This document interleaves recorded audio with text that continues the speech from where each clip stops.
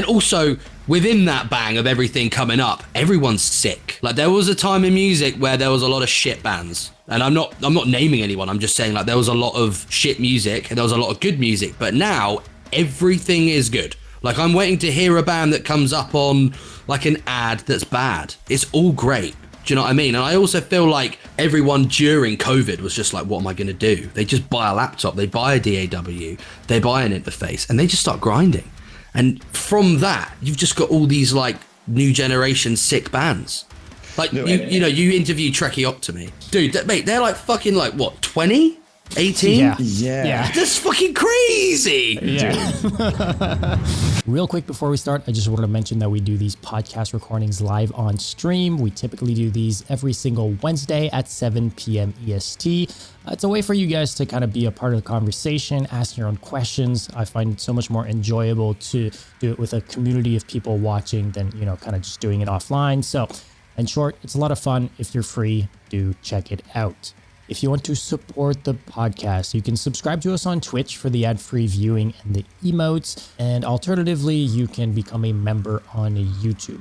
Memberships on YouTube are cheaper in most countries, and you largely get the same perks as Twitch outside of the ad-free viewing of the streams. With both, you get early access to episodes whenever they become available. We have a supporter-only chat in our Discord, as well as every second Friday, Yan and I do these supporter-only Discord calls that are a lot of fun. On top of that, you get to be the first to know about our upcoming guests, see some general behind the scenes, and so much more. That being said, simply joining our Discord is by far the best way to show your support. It's free. We've got a thriving community of people that just want to talk about deathcore and metalcore, channels for guitarists, vocalists, gaming, the usual. It's a great time. That's where I'm at 24/7, if I'm being honest. So yeah, come hang out. Links to everything I just mentioned in the description of wherever you are watching or listening. And with that, enjoy this episode.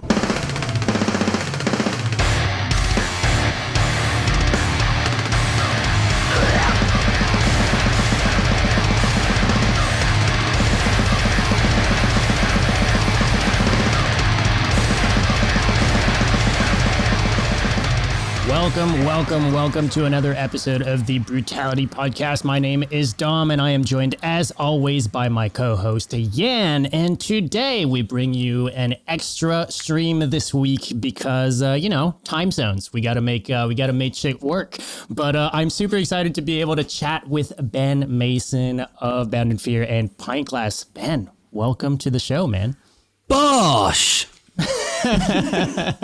How are you doing, man? How's your day going? I'm very good, thank you. How about yourself? Yeah, doing great, man. It's a bit earlier than we're used to. It's the afternoon, so honestly, we're feeling great, man.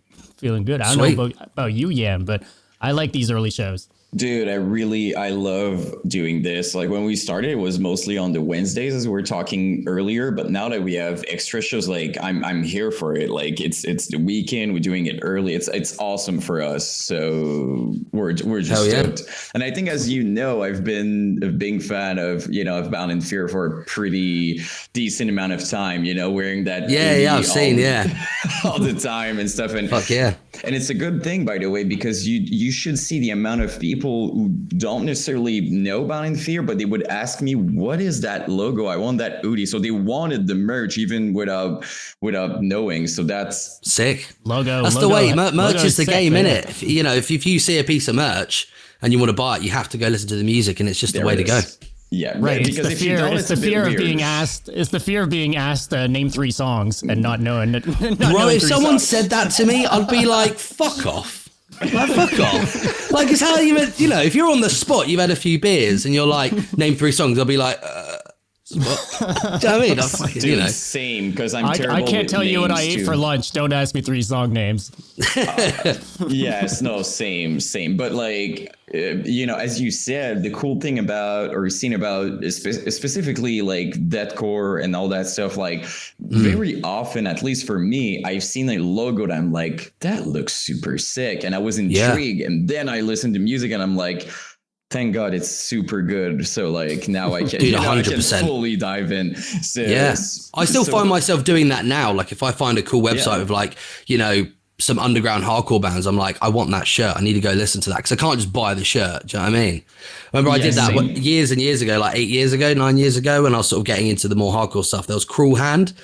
There was this awesome shirt. It was like yellow, had this panther coming out, and I was like, I need that shirt. And then I jammed them. I was like, I fucking love this band. Do you know what I mean? Dude, and it was such a beautiful surprise when I discovered your band, because I'm like, somehow I was expecting something with the logo. I was like, is it like super technical band and stuff like that? Not that it's not technical, but to me, I really love the art, the hardcore influence in deathcore. And when I clicked on your songs, I was like, thank God, like the whole time it's just bouncy and super, like it just mean as fuck. Yeah, like it reminded me of stuff like freaking Demolisher and all those bands that I loved back then, you know, like Jerome, Demolisher, like more hardcore driven. So I was like, what? I'm sure a lot of people had that surprise with your band, you know, like kind of picturing something just super blasty and it's very well, that's hardcore. the thing. I feel like deathcore at its root is literally hardcore riffs and, you know, like trems and a bit of like death metal. You know, if you take away the hardcore influence, it's just, I don't know, I don't feel it hits for me. You know, if you haven't got the big mean vocals, like Acacia Strain, old Acacia Strain is a perfect example of that. Massive hardcore riffs, breakdowns, and the odd blast here and there, and it's just fucking tough. So good. It's so freaking good. Like, and even the example, like Keep, even if they're not a band anymore, like Suffocate to me was a good kind of hardcore and deathcore at the same time. Like, and we have these conversations a lot of times on the show, but it's like, it was such a big part of deathcore. And then over time, somehow kind of went, didn't it? Changed. Dissipated. And I was part of the people who were like, please bring back the hardcore. That's what I love. I want to throw a fat two-step and then just like fucking massive breakdown. I mean, those are the moments that you're in your car and you're just like, oh, damn, snare and this. So for me, when I discovered, of course, like your band, I was like, oh my God, you literally made songs with like absolutely like not even a second of blast. It's just hardcore and breakdowns the whole time. I was like, I found my people here. I appreciate that. Couple of shovels to the face. Yeah. Oh, dude, 100%. So freaking heavy and like, and then your band kind of was my entry. Like I kind of realized that Unique Leader and kind of all that era of like heaviness. I was like, okay, there's like a kind of a wave, if you will, of that. I was like so happy to see that. Oh, wicked. Well, it's funny because to me, actually, I kind of see it as the Abandoned Fear kind of came at the end of a wave where there were a lot of like down tempo bands and stuff doing it for a hot minute. That's all deathcore was, but it wasn't necessarily. I don't know. It was very slow and sludgy. It was more, so it made it a little. It was way more on the down tempo side at the beginning. Yeah, exactly. And I think when you guys started popping up and really doing things, I feel like there weren't that many bands of that style still left doing that style. And I really appreciated that because then I was like, okay, there's like, you know, Black Tongue's going to put out an album every like 10 years and then we got nothing else, you know? So I was pleasantly surprised that you guys have put out a decent amount of music too since you guys have been a band. So it's been cool to follow. Black Tongue for me, like when I was in college, because I started doing vocals when I turned like 17. And I remember our guitarist, because I used to be a drummer. I was a session drummer. Yeah. But when I was younger, and that was my jam. Like, do you know what I mean? And he was sort of like, "Oh, you're the only sort of guy in the area who's good at drums, and you know, I dig you." So I was like, "Let's fucking go." So we started this like shitty deathcore band. It was really bad. Like it was very bad. It was terrible. Like the name. It's called The Deity Artifice. I just turned 16, and I was like, cool. And I remember we were in the like writing some shit, having a few beers, and everyone was going around doing vocals.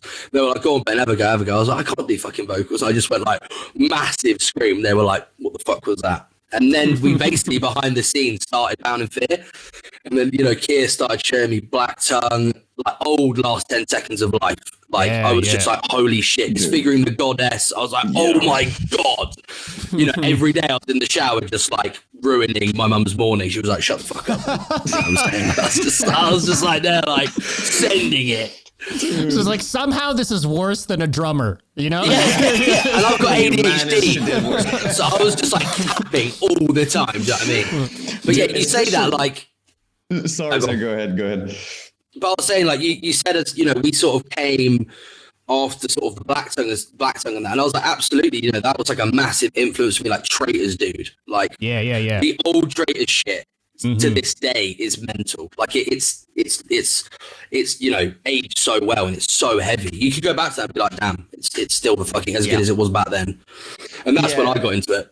I can see that, but I think I could be wrong. But I think during that, I kind of lost touch with like heavy music for a while. You know, when the whole deathcore thing, you know, like after, you know, Mitch passing and all that, like I kind of, you know, I was away, like listening to different stuff, like country, whatever. I kind of just went away for a while, and it was around that time that I came back and I discovered like what you guys were doing and stuff, and I was like, oh my god, okay, like there's plenty of cool in my mind. Weirdly, it's like if everything was gone, like okay, it's not happening anymore. And then I was like, okay, no, there's like plenty of amazing things.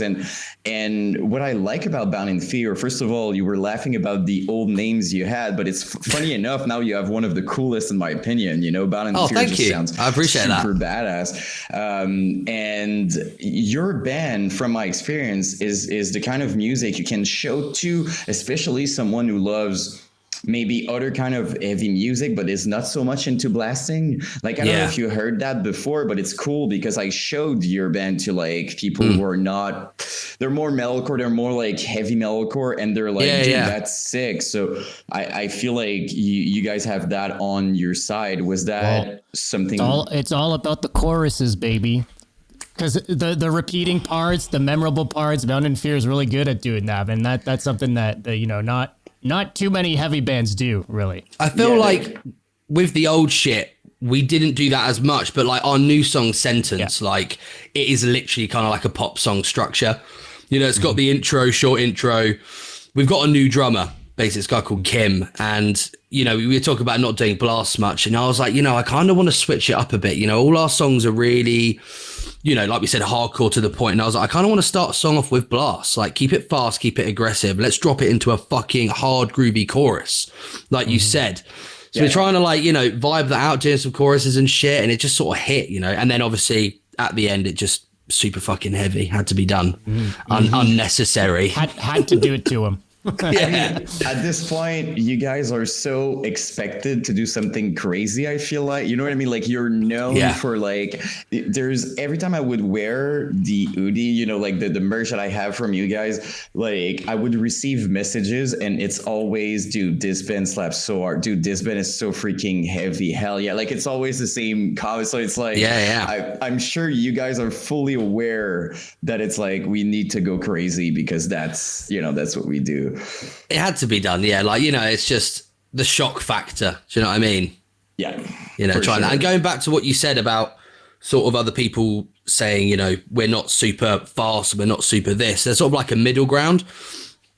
And I feel like the vocals kind of help that a lot. Like, I have like a very hard mid range that I kind of ride on a lot, and I really enjoy that. It's you know, it's memorable, it's easy to listen to, and it's still hard. I feel like there's a point now in metal where vocal acrobatics are getting to a point where you're just sort of doing it for the sake of it instead of doing it for the music.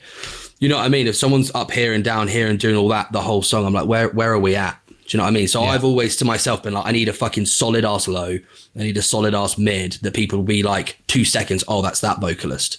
Do you know what I mean? Something that people can latch onto, because that's what a sound is.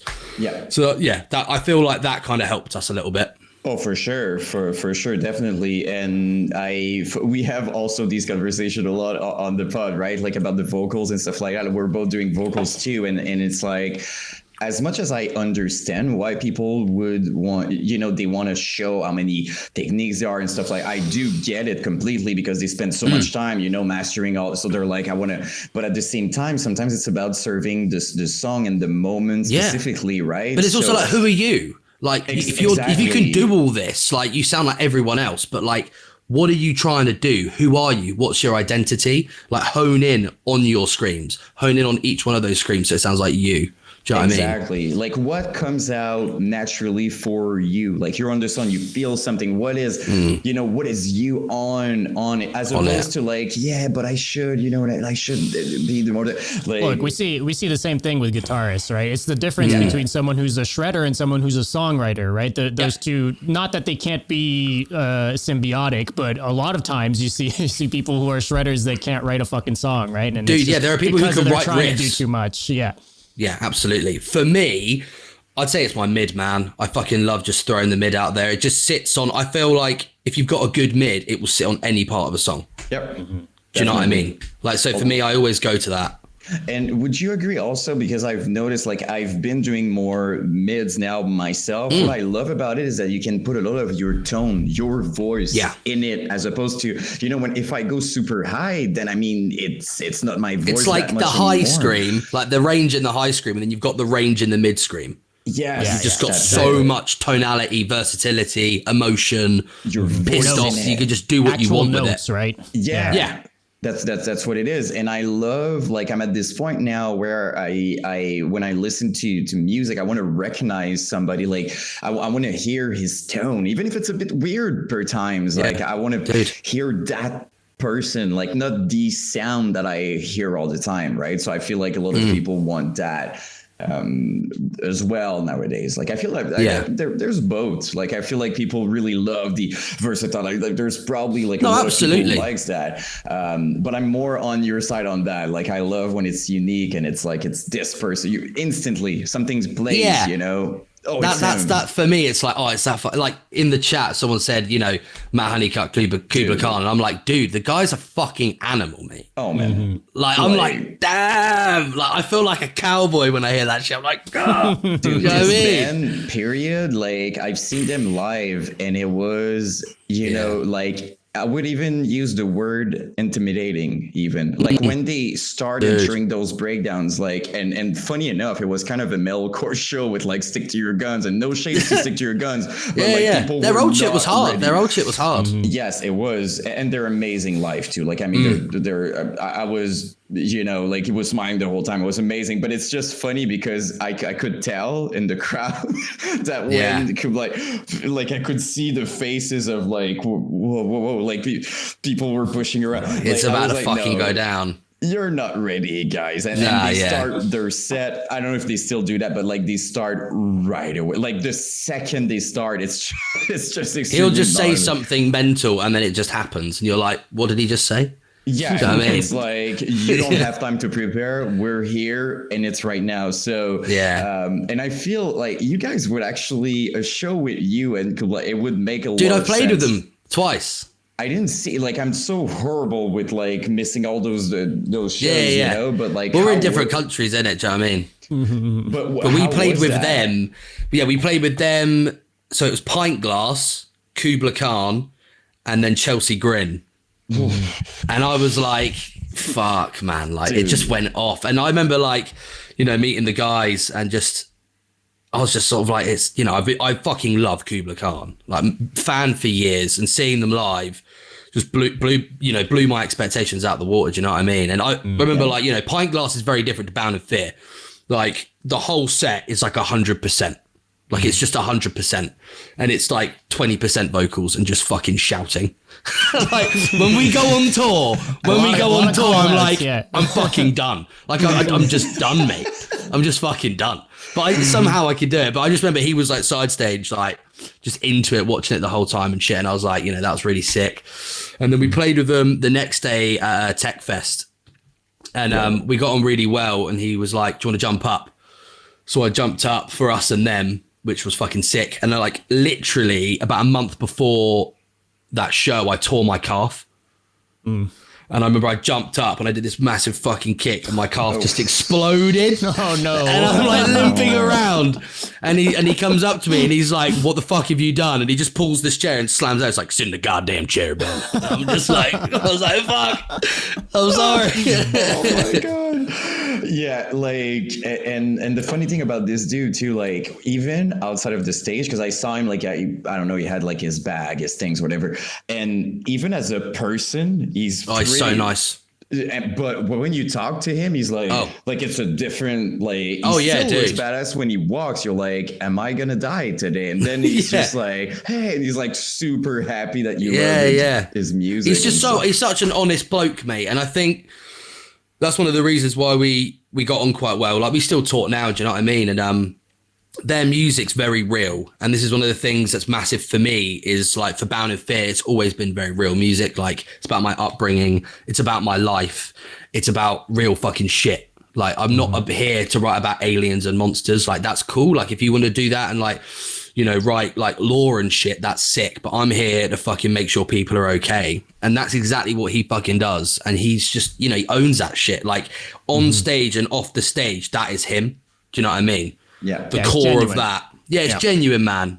It's good. And I respect them a lot too, because they're a very hardworking band as well. They've been around for quite a moment. And was it like 15 years? Dude, like, something like that. Like I didn't even know it was that much, Joe. I was saying that and I didn't even know it was 15. I think it is. I think it's, you know, like 2010, 2011. Yeah. Dude, we're just hearing more about them now because they're on the major come up right now. People are all about them, but it's more of, they've been grinding for a minute.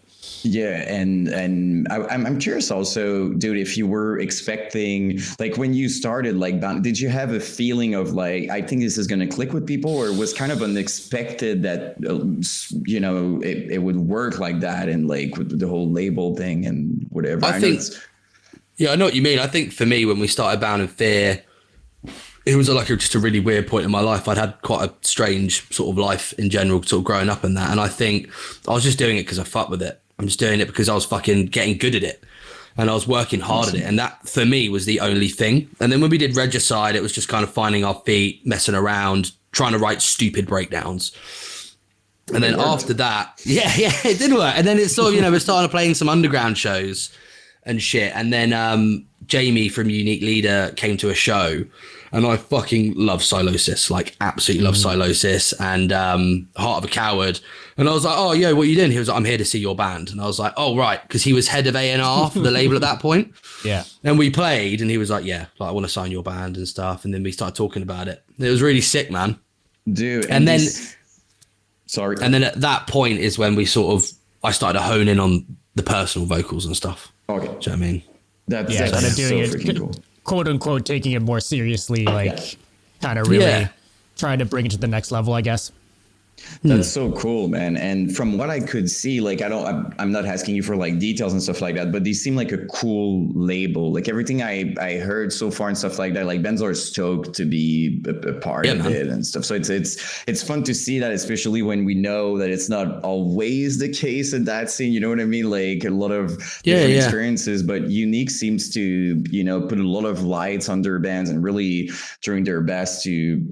Yeah, you know, and it's so freaking heavy. Everything they sign, I'm like, what? Yeah, they've got a really good roster. I mean, like HBL's just left, but, you know, like Discarnate. For me, when I saw they had Discarnate, I fucking love that band. Do you know what I mean? Like the Promethean, mate. Absolute riffs, mate. Do you know what I mean? You know, their roster's sick. Well, yeah. What's the album with the stone guy holding the boulder? That's not start. I need to see now. Dude, it's such a bad. Their riffs are so. They're like. Those guys just know how to do good riffs, just like badass fucking riffs. Like those guys are riff machines. But that's kind of like a Silosis thing too. Like I don't know, all those kind of bands that are like riff centric. I don't know. There's a lot of that in the UK. Yeah, enduring the massacre. That's that album. But they're like, I think I'm correct on this, but there's like a place called Horsham, which is in like the arse end of nowhere down near the coast, and they're like a 3-piece band, like 3 geezers, like just writing riffs. And just like killing it.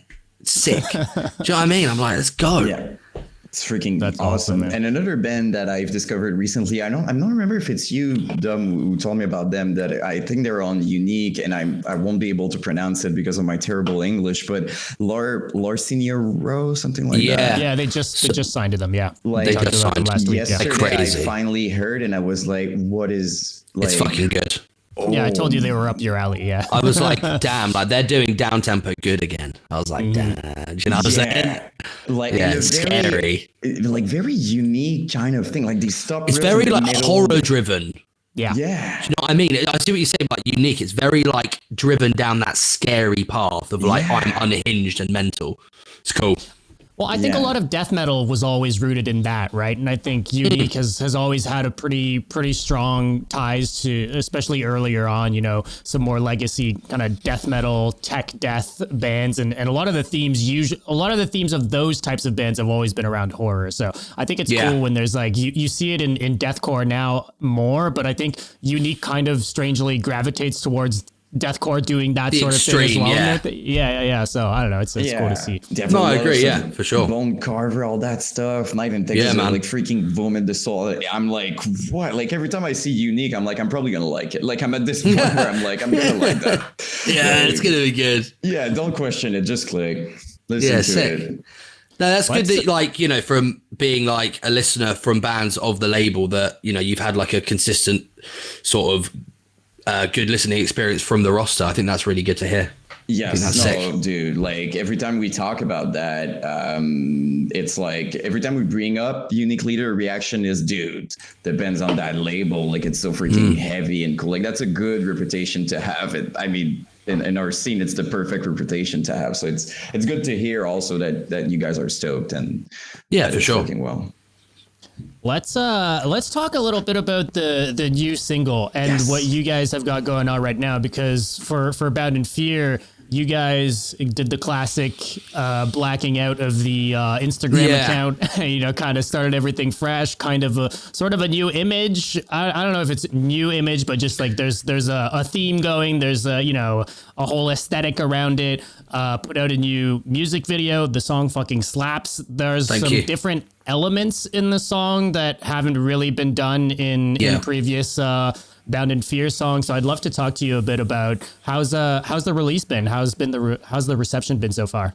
I think it's been really sick. Like there has been no negativity. And I was really stoked on that because we kind of added. I mean, in the previous, I think is the right word. Yeah. And I think during up to us writing this, you know, I had to take a little bit of break from music because I got a bit ill. And before that, I'm massively into rock and nu metal. Like, if anything, it's all I listen to, and hardcore. Like, you know what I mean? And I was like, I fucking love to sing, but you know, a few of the members, one of the members was sort of like, don't think it's going to work. So I was like, fine. So I kind of incorporated this like talky, weird thing. And, you know, I just wanted to add some like scratching, some kind of throwback vibes. And, you know, I'm big into that. And I wanted the video to sort of have that, you know, like Saw kind of rugged round the edge, just fucking going at it, just like performance video. Not really, there's no narrative in the video. There's going to be in the new stuff, but I just wanted like a in your face, like this is our new song, like new vibes and the sound and shit. Do you know what I mean? Just a cool aesthetic, right? Dude. Yeah, exactly. I mean, for me, I want to fucking be like send the new metal, but you know, I had to rein it in a little bit. You know what I mean? Dude, like I'm glad to hear that. Like I keep saying how much I love new metal. Like I'm still listening to things like Alien Farm and all that stuff. Like I love new metal in general, you know. So like to hear that, it makes a lot of sense if we watch the new video and even in your music in general, you know, like I keep saying it's bouncy, it's this and this. I mean, there's like the scratching comes in and there's like talking and then the screaming and then it's just sort of a bit like vibey. Do you know what I mean? You can have a dance to it and it's just, but it's still hard. And a lot of it gives a lot of personality, I think, to the song. Like it makes it stand out and more unique. And I was so happy for you guys because I commented right when I saw it, and I was reading the comments. As you said, everybody's just super stoked, man. Like everybody's just like, that's so freaking hard. Like I've seen even comments like, dude, it's even better. Like what if it? So it must be so cool. It was really good. No, 100%. It was really nice to like see people gassed on it. Do you know what I mean? And it's been a while. And you know, we've worked really hard on this song, and we're still working really hard on the new record. Like it's basically done now, which is really gassed on that. And it's sounding really good, man. I do sing like full on like one of the songs, and it's, you know, it's not sort of what you'd expect. It's not, you know, all, you know, pitchy. It's, you know, it's to the roots of what I like as a vocalist, and I sort of embodied that and created my own sort of thing. Yeah, at the end of the Cool, day, man. that's what matters too, right? Like the goal is to enjoy, like that you're proud of what you do and stuff like that. And usually, as we said many times, real fans are just going to be glad that you do what you enjoy. Yeah, what doing, you and want, it's what we you. want to write, what we want to listen to. Because I've said this, I always say this: if like your music's not your favorite music, then what the fuck are you doing? Like if you're not writing what you want to hear, you know what I mean? Like obviously we hope our listeners enjoy it, but at the end of the day, it's like we're writing music that we like because the audience will always enjoy something that's real and, you know, true. If you try and make something that's not real, they're going to be like, that sounds a bit shit. It's just a vibe. Do you know what I mean? You'll always tell. Yeah, and you're the one who's got to play it live. Yes. Oh, dude, yeah. You know? Dude. Like, Do you know what? Godfear has grated on me. Like, it's grated on me as a song, and it's like our biggest song. And I'm like, I don't want to play it live now. Yeah, I mean. Oh, dude, when I first heard that, though, like, I still remember when I heard that, I was like, you know, when you listen to a song and your only reaction is to have, like, your mouth open? Like, I still remember that I was like this, like, the whole time. I was like, that's impossible.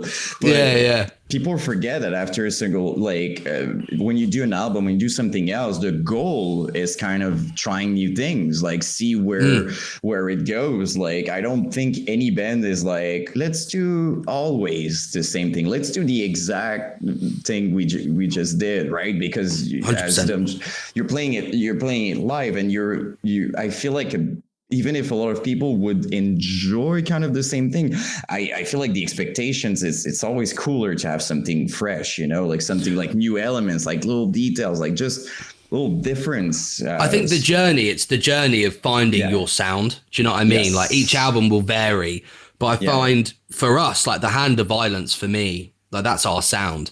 And then we wrote Penance.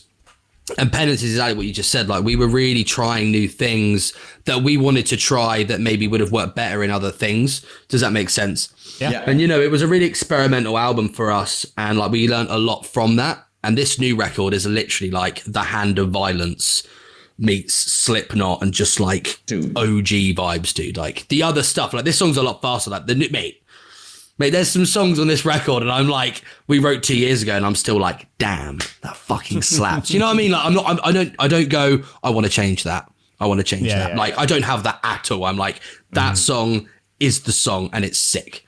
Just so right. The whole. Oh, dude, 100%. And the vocals as well, like going in again, you know, just trying to, you know, not trying, just doing what feels right. Do you know what I mean? Like the Hand of Violence, all the old shit, like Hate Circuit. Every song is like Hate Circuit standard. Like, in my opinion, it's like, it's there. There we go. Dude, so freaking stoked to hear that, you know, like, because the more you feel it, the more you're confident, the more, especially for an artist or a band, it's pretty difficult to get to that place where really everything feels right. You know what I mean? Like you're so critical of yourself and everything you do that it's difficult to get to that place where for sure. Yeah, absolutely. That's, you know, so it's cool to hear that, really. Yeah, man. When we played with Kubla Khan actually at the fest, Tech Fest, like before we sort of like took a little break because I got ill. We'll talk about it in a bit, but we played one of the songs off this record, and mate, like people were just like, "What the fuck is that?" Like, what the fuck, mate? There was like all my mates were like side stage and they hadn't heard it, and they were just like, I turned there, we're like.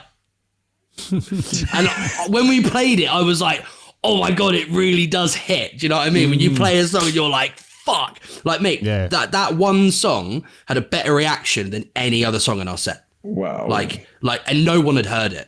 And usually it's like the people that people like, mate. There was like 3 circle pits, like 2 walls of death. And I was like, what? Dude. How were those Tech Fest? Because you guys did two years of it, right? And you guys were headlining the second stage on both of those, right? If I'm not mistaken. Yeah, it was really good. So the first one we did was sort of like the warm-up day. And then that was really sick. Yeah, and then on the like second the Thursday or? Yeah, on the Thursday. And then the other one was on the Saturday. And it was it was sick, man. It was packed. Like it was like aborted. I think it was aborted play. There was like a few other bands. Kubla Khan played.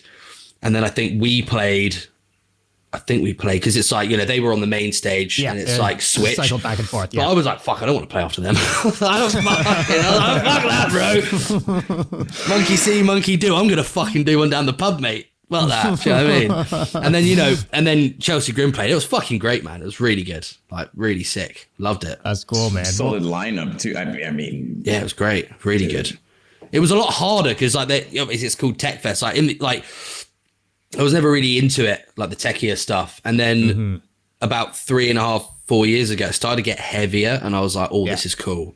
Like, there's some hard hitting bands on there. Do you know what I mean? Like Graphic Nature played, Harriet played. There was loads of really good bands, man. It was really good. Yeah, and even some of the techier bands, for a minute too, were doing heavier stuff as well, right? I think it kind of melded well together, everything like that.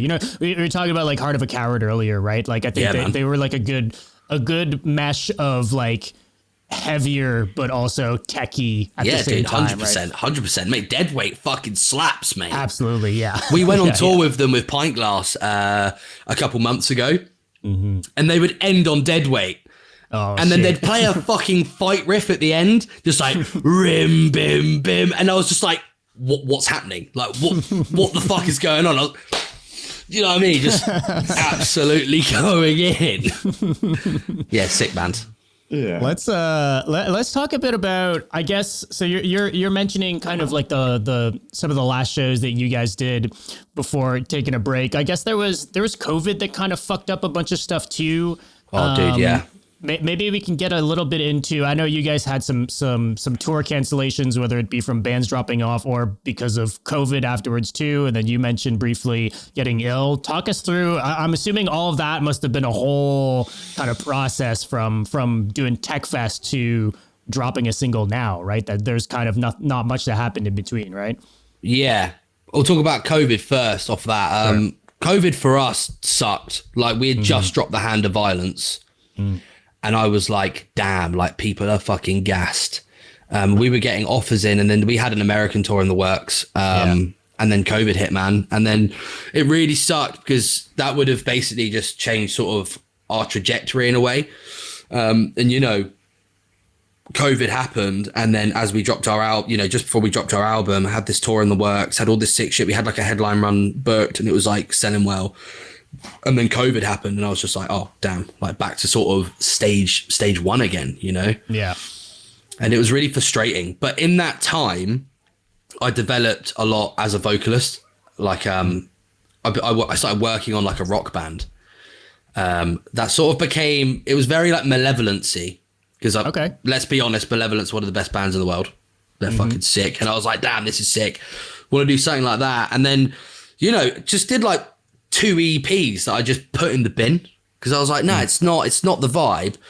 And then from that, I've basically been working on this rock band, New Bound of Fear, New Pintglass and shit. But like I've been working massively on this rock band, which is going to come out this year, actually. Cool.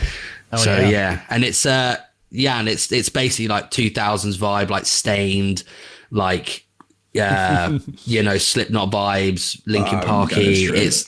Dude, I'm fucking so gassed on it. So that was like developing my vocal range because my one of my best friends, Ryan, he's an amazing producer. I would say he is UK Will Putney. That's what I would say. Okay. So he is the drummer in Sunfall. If you guys know Sunfall, I don't. You would fucking dig them. Like they're sick. They have an Aussie vocalist who in their like older shit. And he's left now. They've got a new guy called Aiden. He's great guy. And I filled in for them for a while, but he produces their stuff and he is an alien, mate. Like singer, songwriter, drummer, producer. He is the guy. And then he was like, your screams are great, Ben, but like, you want to be a Swiss Army vocalist. And I was like, damn, had all this time on my hands. I just started developing everything. Do you know what I mean? So for me, COVID was a blessing and it was a curse. Like that happened, but the self-development that happened, I didn't just sit on my ass. Right. You wouldn't have had the time to go through all of that if you didn't have the time off. Exactly. And I feel like I'm a carpenter. Well, I'm a carpenter by trade. That's what I did. And I just worked every day, man. I just did vocals every day and it was fucking sick. Loved it. If I'm going to be completely honest, like for me, like that being my line of work was really good. And I could just track from home. I got my recording set up and I was just like tracking songs, man. It was great. Loved it. Yeah. And then you guys kind of did a few tours coming back from COVID. I know some stuff was announced and then canceled and then Yep. re-announced and stuff, but eventually ended up, touring with like Vulvodynia and with Yeah, that was really good. stuff like that. How were those, tours coming back from COVID afterwards and finally getting onto some, you guys had done a few tours before that, but these were like Not some bigger long tours ones. for you Yeah, guys, they were right? like 30 plus days each of them. Like I Yeah. think the Within Destruction one was great. Like first day sold out. The guys were great vibes. All the shows were packed. Like merch was really good, mate. Paris, mate, fucking Paris goes off, mate. I wasn't expecting it. Like I didn't know what to expect, but I was like, what are you saying about French people? What are you saying? No. Do you know what I mean? I didn't know that was going to go off that hard, mate. People were going fucking crazy. It's just legs, legs kicking about in the smoke. I was like, it's great. But yeah, coming off of COVID, I think people were skeptical. But then I think when people went back to shows, they realized, oh, damn, I've just missed out on so much. Oh, yeah. Do you know what I mean? I've just missed out on that. And, I said COVID was great for that. But when I started playing shows again, I was like, damn, it's sad, but it's also great to see how much the scene is thriving. Like, tell me if you agree. I don't think music We're still feeling has it, yeah. ever been this fucking good.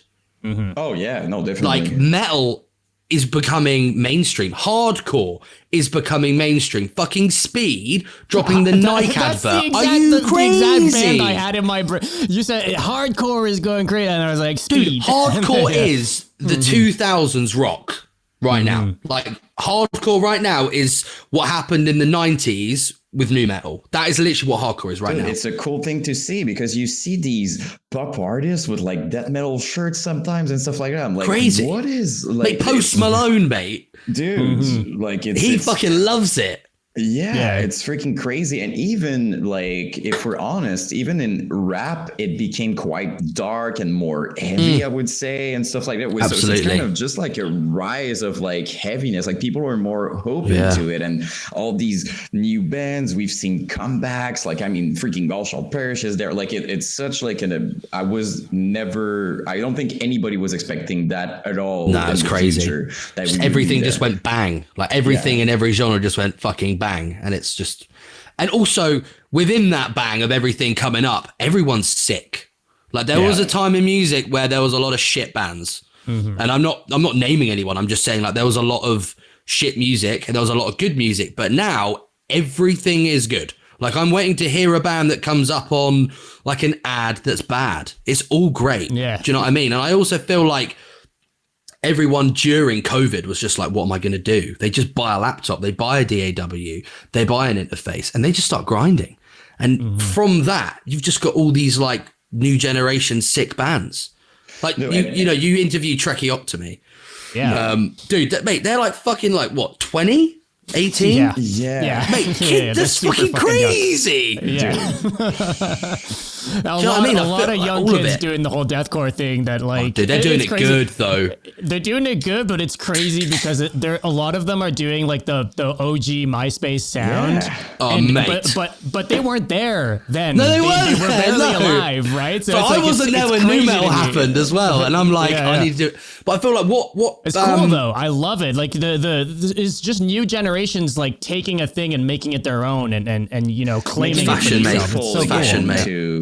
Like they make it their own, but like they have this energy that we had back then in 2000 whatever, like 7, 8. Like they bring it back in their way, and I'm seeing that they were going crazy live. They're like they want it's hard shit. Like it was the best 15 years of music. I mean, in my opinion, like 1995 to like 2010 was just crazy.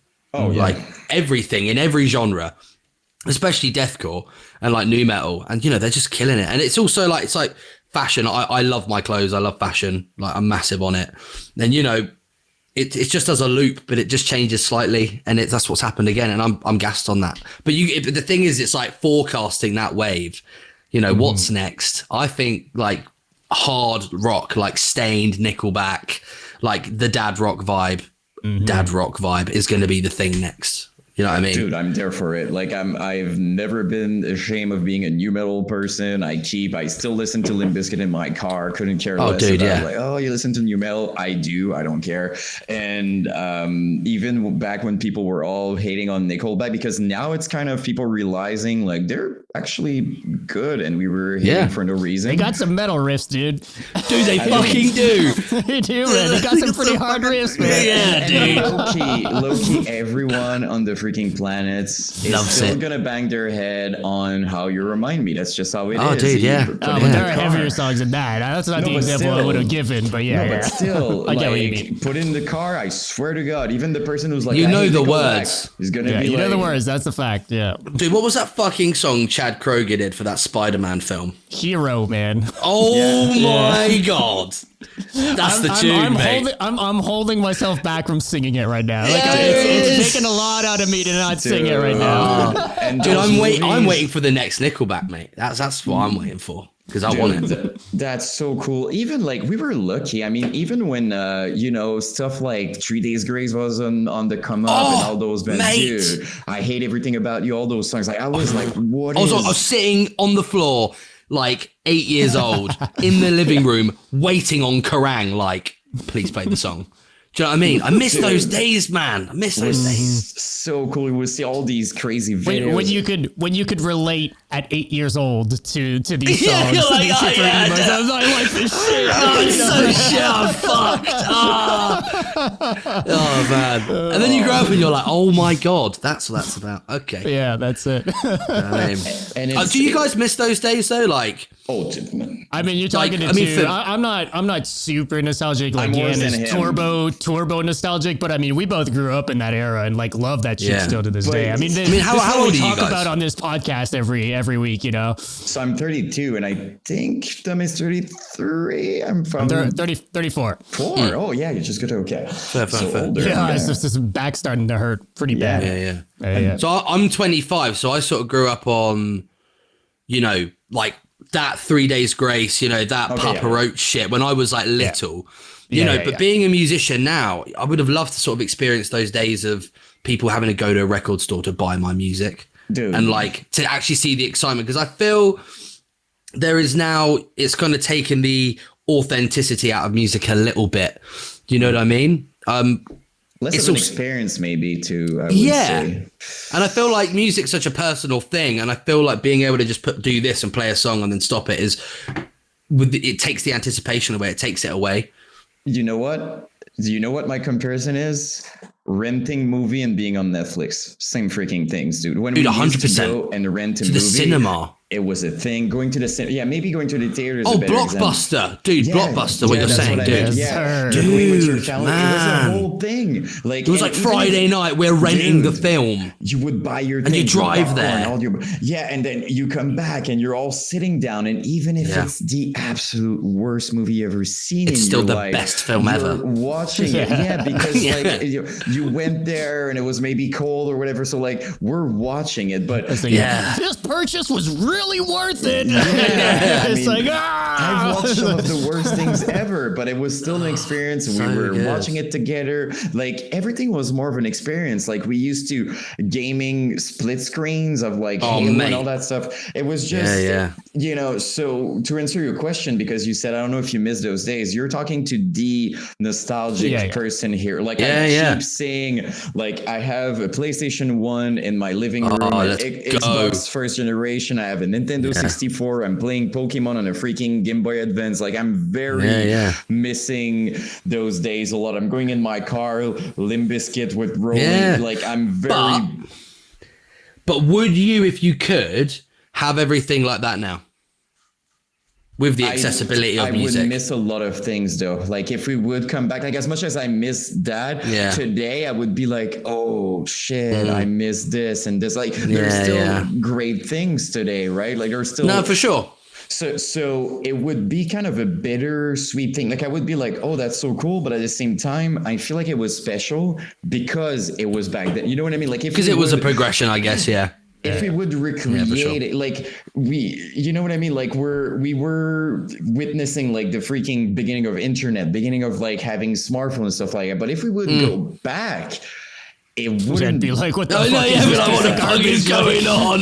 Man, They throw your where's- Nokia at the wall and be Where's like, my oh, it still Facebook? works. Yeah. I mean, me making my videos on YouTube, forget it. Like, I mean, yeah, dude, this wouldn't true. be possible, right? This sort of No, thing. yeah, true. What we're Right? doing There's right like stuff like now- that. Like people dog on Spotify and stuff like that. But like, dude, being able to have like access to any fucking No, it's piece of sick. music, dude, like all that stuff is like kind of. It'd be hard to take that stuff away now that we've No, experienced for sure. it, right? No, what I meant was like, let's say like, but I was just sort of getting at the point of like being a musician and sort of doing it now. It's sort of like, sure, I get it. I would like to know how it actually was back then, like doing it. It was harder. It was probably way harder, but it probably wasn't as hard because there's so much competition now. Competition, loosely It said. goes I with mean, it. there's just so many people. There's so much like accessibility to it, which is also great. But then, I don't know, it's just crazy. It means more talented people having access to it. So it means more things. So, but I think for the public though, it's amazing because now there's so many bands that you could like a very particular sound and you're still going to manage finding like a few bands in the niche that you really, so I feel like that's pretty cool. If you go back in the it is days, cool, it was more like we all listened, like we could name the bands that, you'll listen this thing. So it was special back then, but it's also special another way now. And the compromise that I personally found was this: I keep little things from the past, like my consoles, you know what I mean? Like these little things, the music I'm listening to bring me back. Keep listening to Blink-182. It's still one of my keep talking about them all the time. I love Blink-182. So like, but at the same time, it's like a mix of both, right? Like you can keep little details while being it was cool. It was amazing.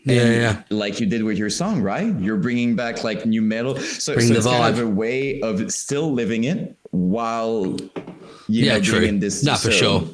Yeah. That's best of both worlds, I feel like, Solid. Yeah, I get what you mean though. The kind of like, the hustle and bustle that is different now than it is now, right? And that's that's what I meant. Would have just been like a different experience to know that people are buying your CDs like in stores is like different than knowing someone streamed your album. Like it's a different. You could mosh really hard without getting caught on CCTV. You know what I mean? I mean, that's basically what it is.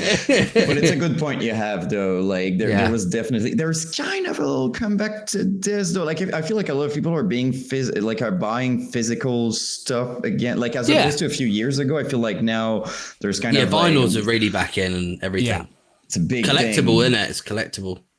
Yeah, but that's just like, to me, those are the sort of things that merch has always been. I mean, it goes back to everything being so saturated, right? There's so many bands, there's so much music, there's so many of these things. And for the merch game, specifically for bands, I feel like, there's only so many like t-shirts you can buy, my closet's full. I'm good, right? Like there's and come off tour with a wardrobe. Yeah, but then when you've got bands that do the collectible stuff or things that are a little bit different than your typical merch item, I think those are always like cool little things that fans can buy that you wouldn't really get from another band or from with the copyright number and the year on the piece of merch like that. For me is what sticks out. When you know what I mean? I still remember that moment. I clicked, I don't know when it was, like a few years back, and a few bands like Brand of Sacrifice, Shadow of Intent, they all made their anime version of a shirt, and I've bought them all. I think like I have like the Attack on Titan, I have a Yu-Gi-Oh shirt, I have a freaking Berserk shirt. I'm a big like anime person. Yeah, cool. It was special because like I knew it was something. They're one-offs. Yeah. And they said it. They're not going to reprint that shit. And once I was on the website, I swear, a few minutes after it was announced, already a few models sold out. So I clicked super fast. I'm like, no, I'm buying this. So it creates this. It's more of a moment urgency. Yeah, but it's also it's like a meaningful product. And like as soon as you you could put a shirt up and go 100 items, or you could put a shirt up and go still 100 items, limited stock, one off, blah, blah, blah. People want what they can't get. People want what they can't have easily. People just, it's a marketing tactic. Do you know what I mean? Like, I love fashion. I love my clothes. There's a brand called Unknown London, and they do this like sick throwback early 2000s, like 100% cotton rhinestone hoodie. And I was like, I just couldn't get one. I just couldn't get one for months. And then it dropped and I was just like, bing, got it. Mate, it's like, in your head. Yeah, it's in your head. It's like you want what's hard to get and looks cool. Do you know what I mean? It's like you could say you've got 100 and print 10. Sold out. Do you know what I mean? Like bands do it. Like I know them. Yeah. Well, both ways, right? Yeah. You say it's limited to 100, but you're selling 1,000. You know, you're never gonna get those 1,000 people in the same room, right? Like no one's gonna know. If you do, it's awkward though. How do you have that? I don't know. Like we're more than 100 here, but at the same time, yeah, I think both are okay, because there's also people who, you know, like sometimes they can't, right? So you can buy like a regular merch, but I feel like it creates this, like it's a moment between you and your favorite band, basically, is what happened. Like recently, we're both huge fans of Psycho Frame. I don't know if you crazy band. Dude, like Hunter, is it Hunter? Yeah. Who writes it all? Dude, that guy's a fucking alien. Dude, going back to what I said, mate, fucking Mood Ring, like wasn't he in Culture Killer as well? Yeah, that was him too. Dude, he's a crazy. Silence back in the day. He's I don't know that one. And songwriting for them. Yeah, he did a few bands over the years, but he also produces a lot. So he did. He do Static Dress. Exactly. He did the last Static Dress single with them.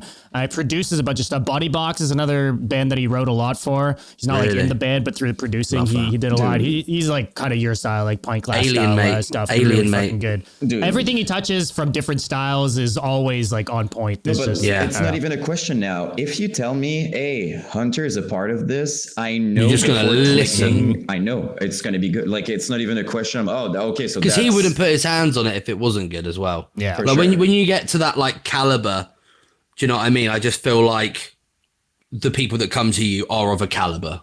Do you know what I mean as well? Exactly. And I think he's probably turned away so many people. Not in a bad way. I'm just like, you know, he's got a reputation to hold up, but I think mad respect to the guy. I think it's okay. I think he's fucking really talented and hardworking as well. Yeah, and like the reason why I'm bringing them up, well, we always bring them up in almost every conversation, but like they made like skateboards, they made like stuff like that recently. Like they're killing it with the, you know, this whole merge game or like image and stuff like that. But it feels, at least to me, it feels like a moment between you and the band when they do something like that, like a freaking skateboard limited edition and stuff like that. Like it's not only because you're going to be one of the first one to have it or whatever, but it creates this support kind of thing, and it's this whole thing. Like you want to be a part of it. It's beyond yourself. You're like, I want to be a part of that. Like, and it works so well. It's. You know, even me, like I was skateboarding for 6 years. When I saw that, I was like, oh God, I'm going to have to buy it probably. You know? So it's like, how's my wallet looking? Shit. Yeah. Sometimes we go again. No. Just a quick break to mention the thrill of the Hunt Tour 2024 presented by yours truly, Brutality Podcast. Super excited to be sponsoring this tour and to be helping out with some of the promo.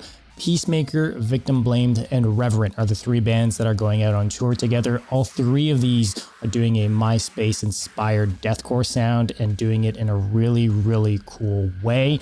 I've been seeing a lot of the local support bands for a lot of these cities being other bands in the genre, these newer bands that are popping up that are doing it in a cool way as well. So it's running from July 12th to the 27th. It's hitting Florida, Louisiana, Texas, Arkansas, Tennessee, Georgia. So if you guys are in any of those states, I would urge you guys to check out the dates to see if one of the cities is near you. If any of these shows are coming close to where you live, go out to the shows. I will leave a link in the description for more information, and I've got some music on there from every single one of the bands. So urge you guys to check that out. These shows are going to be a good ass time. And that's kind of it. Back to the show. You mentioned an injury and it kind of holding you back from some music stuff. And there's some interesting story around it. So I'd love to kind of dig into that if you don't mind. Yeah, that's sound. So yeah, we were on tour with Vulvodynia and Last 10 Seconds of Life for about a month, and Bone Carver. It was a great tour. Great tour. Like the vocalist of Last 10, Tyler, amazing vocalist, amazing friend. He got kind of sick. The monitor wasn't working and he just like his voice cut out. It was like, yeah, it literally happens. Do you know what I mean? Yeah. Like it was the fucking sound guy's fault. And then I jumped up for them for like 7 shows. So I was doing like double duty, longer sets. So I was doing 2 hours a night. Do you know what I mean? And I like, no, they were like, do you know the song? I was like, I know you're fucking set. Like you're my favorite band. So I did like, you know, it was great, but I was doing a lot on tour. And I think that might be why I got one of the reasons towards it. Maybe not, don't know. But yeah, we did that. And then we did the show with Kubla Khan and then Tech Fest. And then the day after, Kubla Khan headlined London and Matt was like, do you want to come down? So I went to the show, jumped up, hung out with the boys after, fucking sick night, a few beers, nothing crazy. I go back to my partner's in London. And we go to bed, and I wake up at like 4 a.m. and I'm like, my head's on fire. I was like, my head is on fire. And I was like, she was like, what do you mean? And I just go to the loo and I'm like throwing up. I wasn't pissed. I was pissed the night before, but not like paralytic. Do you know what I mean? I was all right. I can handle my drink. And, you know, I started like, you know, coming out the other end. And then I was on the loo and I was like, literally, I was just like, damn, like, I can't like move my arm. I was like, why am I on the loo? And then, like the right side of my body stopped working. I got like a brain infection, man. It was crazy. And I was like literally dying. In my girlfriend's flat. And she called the ambulance and I was like, I couldn't even speak. I was just like, and I was like trying to say like, I need you to help me. Like, you know, like blah, blah, blah. And then, you know, fucking ambulance comes and shit. And then like they're trying to, I'm in the ambulance, it's all going not very well. I kind of remember it. And then I get to the hospital and basically where like the infection got like fully on the left side of my brain, like infected it. So the right side of my body wasn't working properly. And I had like a memory span of like a minute. And then I'll be like, what the fuck is going on? Plus the pain. Like it felt like someone had a blowtorch to your brain, mate. Yeah. Like that's what it felt like. And I remember like being in the MRI bed and they were like, you know, it was pretty intense, all went wrong. And then I, you know, basically got put into like an induced coma. And then, you know, they fixed me up basically, but it was crazy, man. It must like have been it was so scary to be dude, literally the MRI bed. Cause I kind of remember it like where I kept forgetting. And I'm very big. I'm a big guy. I like powerlift and stuff and I box. I'm quite a strong guy. I look after myself. There was like 7 nurses trying to put me in this thing. And I remember like they put me in the scanner and then I forgot while I was in there and I was in pain. I just like kicked one of them across the room and then they like tranquilized me. But they had already sedated me and it didn't work. And I was like, they were like, afterwards, they were like, why didn't you just fucking give him more? Look at the size of the cunt. I was like, well done. You know, and then, you know, I just remember like waking up and like my best mate Barney, we started Pintglass together. Yeah. And he writes everything. He was like the first one there, man. Like literally my mum calls him up like Ben might die. You know what I mean? It was it's pretty hectic. And you know, big up to my girlfriend, like she saved my life, man. Like she's a tough fucking cookie. Right. You would have been alone and I would have died. I would have died, mate. I would have died. Like that's literally it, dude. I would have died. You couldn't do anything. Yeah, exactly. No, it must have crazy. seemed like a freaking nightmare, like a real nightmare almost while you were you know, like it was when I was on when I was in the flat and like they were coming, I was on the floor and I was like, I think I'm gonna die. Like I actually like, I was like, this is, you know, when you know, like you're ill and you go to hospital and you're like, but you're ill. Right. Yeah. You know, they're going to fix me. It's chill. Yeah. But when I was there, I was like, I actually think I'm going to die. This is, do you know what I mean? I kind of was like, yeah, damn, like this is it. Like proper, like you know, for like the first few months after it, I didn't even know if I was still like here, man. It just, cause it was a brain injury. Like I got like a brain infection. I got like a brain injury from it. And I remember I was in hospital for like 3 weeks. And I made like a pretty good recovery for that point. Right. And they did like so loads. They can discharge you. Yeah. Yeah. And they did like 11, 12 spinal, things in the bottom of my spine to get like liquid out of my brain and stuff. It was crazy, mate. Like fucking mental. They have no clue like what, like this is something that can happen like that. To anyone, mate. To anyone.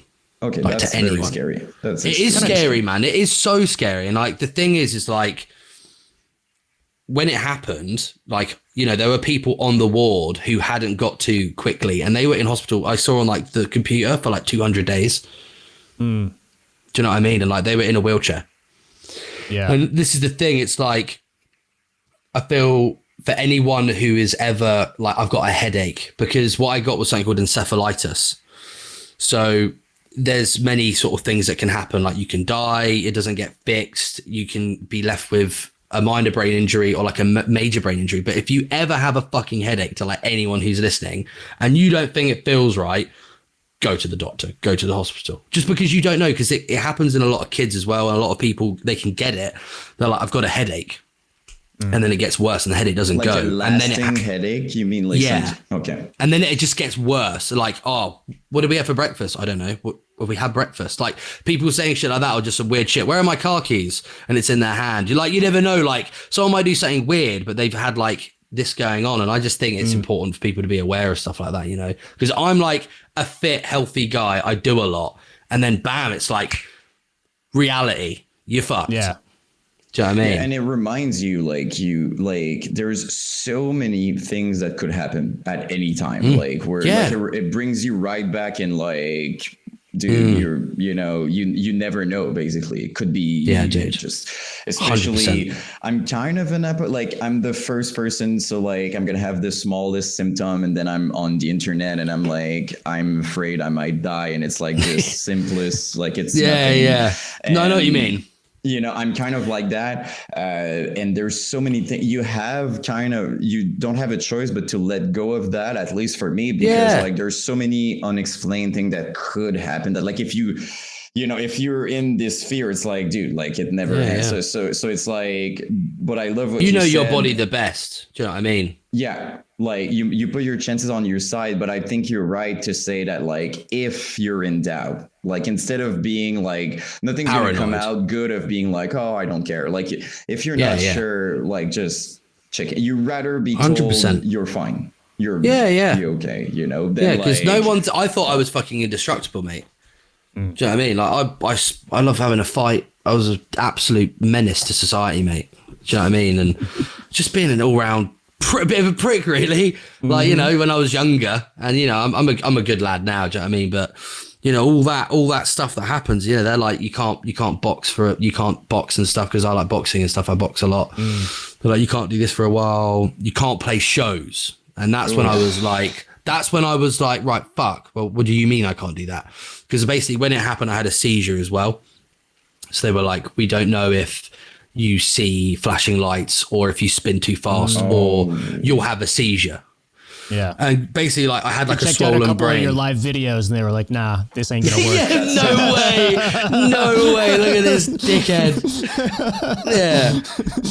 And I was like, and I've never missed a Pintglass show or a Bound and Fierce show, like, ever. I'm not that guy. Like, I'm not missing a show, and you're not getting someone to fill in for me, unless it's like horrendous circumstances, which that kind of was. But I was like, no, I'm not fucking Definitely having it. Was like, just what you do. Like, I mean, like, it's literally like, it's impossible. Like, it's far from that. But I get what you mean. But it's like, but I still played the show, bruv. Do you know what I mean?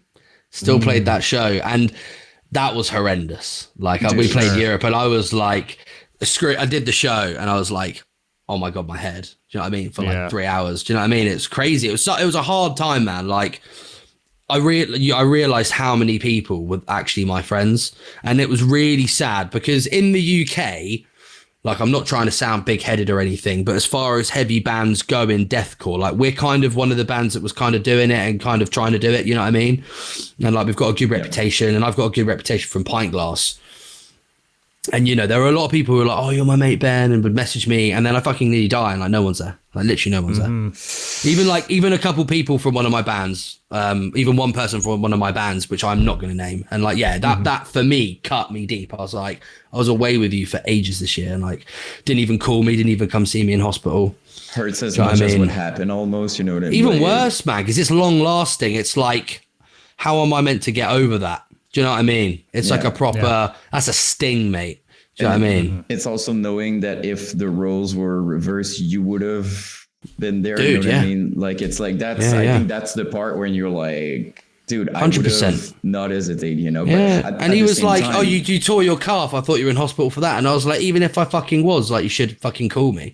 Like, Yeah. do you know what I mean? Like, Barney, like, absolute legend, mate. Like, we've got the same tattoo. Like, he is my brother. Like, I fucking love that guy.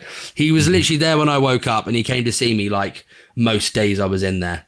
And, like, you know, moved work and shit. And I was like, you're a boy. Like, you're a real boy. And, like, the whole process after, like, it was really tough. I was going to ask about that. Like, how was, I guess, recovery for that? Like, Sucked. how long couldn't you play shows, and what did you kind of go through? a long time, probably. The road to recovery. Yeah, like, it's a year. Oof. In like 3 weeks. And I'd say literally up until about 2.5 months ago, I wasn't really like myself. Wow. Yeah, man, long time. Still I'd say, from, yeah. like, memory loss and stuff like that? So I think, yeah, sometimes I had a really bad like slur. I was like slurring my words. I sounded like I was drunk all the time, and I'd stutter, and I'd be talking, and I'd be like, oh, what are we talking about? It was really fucked. And, you know, I'd see, I was going to gigs, and there were like people who I know, and I'd be like, I totally know that guy. Who the fuck is he? Oh, no. And he was like, yo, Ben, how's it going? And I was like, I don't know. Yeah. And they were like, but the thing is a lot of people do that in music because they meet so many people. Yeah. So I had to be like, I nearly fucking died. Like, I'm not being a dick. Like, do you know what I mean? Who's this arrogant prick? Do you know what I mean? Like, it's not like that. You got to have a badge on that you kind of have around your, you know, be like, dude, well, hey, this is if the I thing. don't I had recognize it. you, this is what happened, you know? So I had a wristband, which basically like had my diagnosis, and me and the band. So like a few months after, when was it?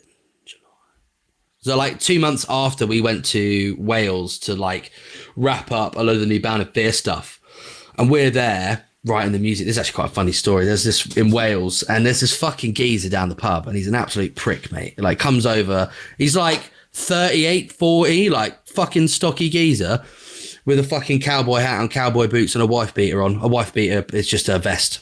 Yeah. And he was just like, you know, being all like this. He bought like a few of the guys in the band shots, and he didn't buy like me and one of the other members that. And I was like, he is going to be an issue later. I was like, I'm calling it right now. So we go across the road to this bar, and he's like, this bird is with this geezer, and they're having a chat and that. And he's like coming up to her, having a go at her, calling her this and that. And, you know, the bloke does fucking nothing. And like he does it twice, and I go over, I was like, mate, fucking leave her alone. I was like, leave him alone, mate. You're being a dickhead. He was like, well, do you want to go? And I was like, mate, we can go if you want. We'll step outside. Do you know what I mean? And then, you know, it progresses. We go out. So I come back outside, and he's doing it. And I was like, mate, fuck off. And he's like, what are you going to do? And I just basically like shoved him over, and he did like a back roll, and he like left the pub. And I was like, that was really easy because I was expecting something else. And because I'd had the, like, my brain was a bit funny. Everyone was like, you can't get hit in the head. And I was like, I'm not going to get hit in the head. And I was like, but then he comes back to the pub, mate. He comes back to the bar, and he's like shouting like, I'm going to fucking do this. I'm going to fucking do that. Blah, blah, blah, blah, blah. And I'm like, I'll literally walk out the pub. And he's like, you're going to fucking get it. I'm going to fucking, like, literally just like whomped him. His cowboy hat stayed, and he fell over. And I was just like, you're a sausage, mate. You're gonna fucking go home. You're gonna fucking go home, mate.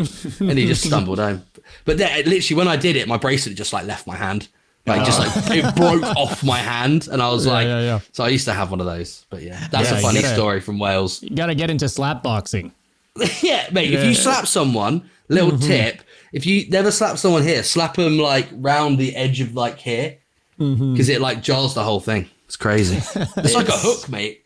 I respect that though, because honestly, the only times I was like, I'm a very small guy, but I'm quite stiff in those situations. And it's bringing out the worst in me. But only people being bullies, man. It's when I see that. Yeah, it's when I see like a girl just asking politely like 4 times, can you He's calling her a slag and a bitch and all this shit. I was like, mate, you're fucked. Friends and stuff. Nobody's doing anything. I'm like, really? Like you're just gonna let that happen? So then you go and you do something about it. And these people are so loud, but then look at what happen, you know. Yeah, and in my dude. experience, same thing. Like every single time Yeah. they would be loud, but then we go and and the person's kind of, because it doesn't happen usually, you know. If they're Yeah. bullies, it's because it works and they don't have, you know, until All they find talk, no somebody. bite, as they say.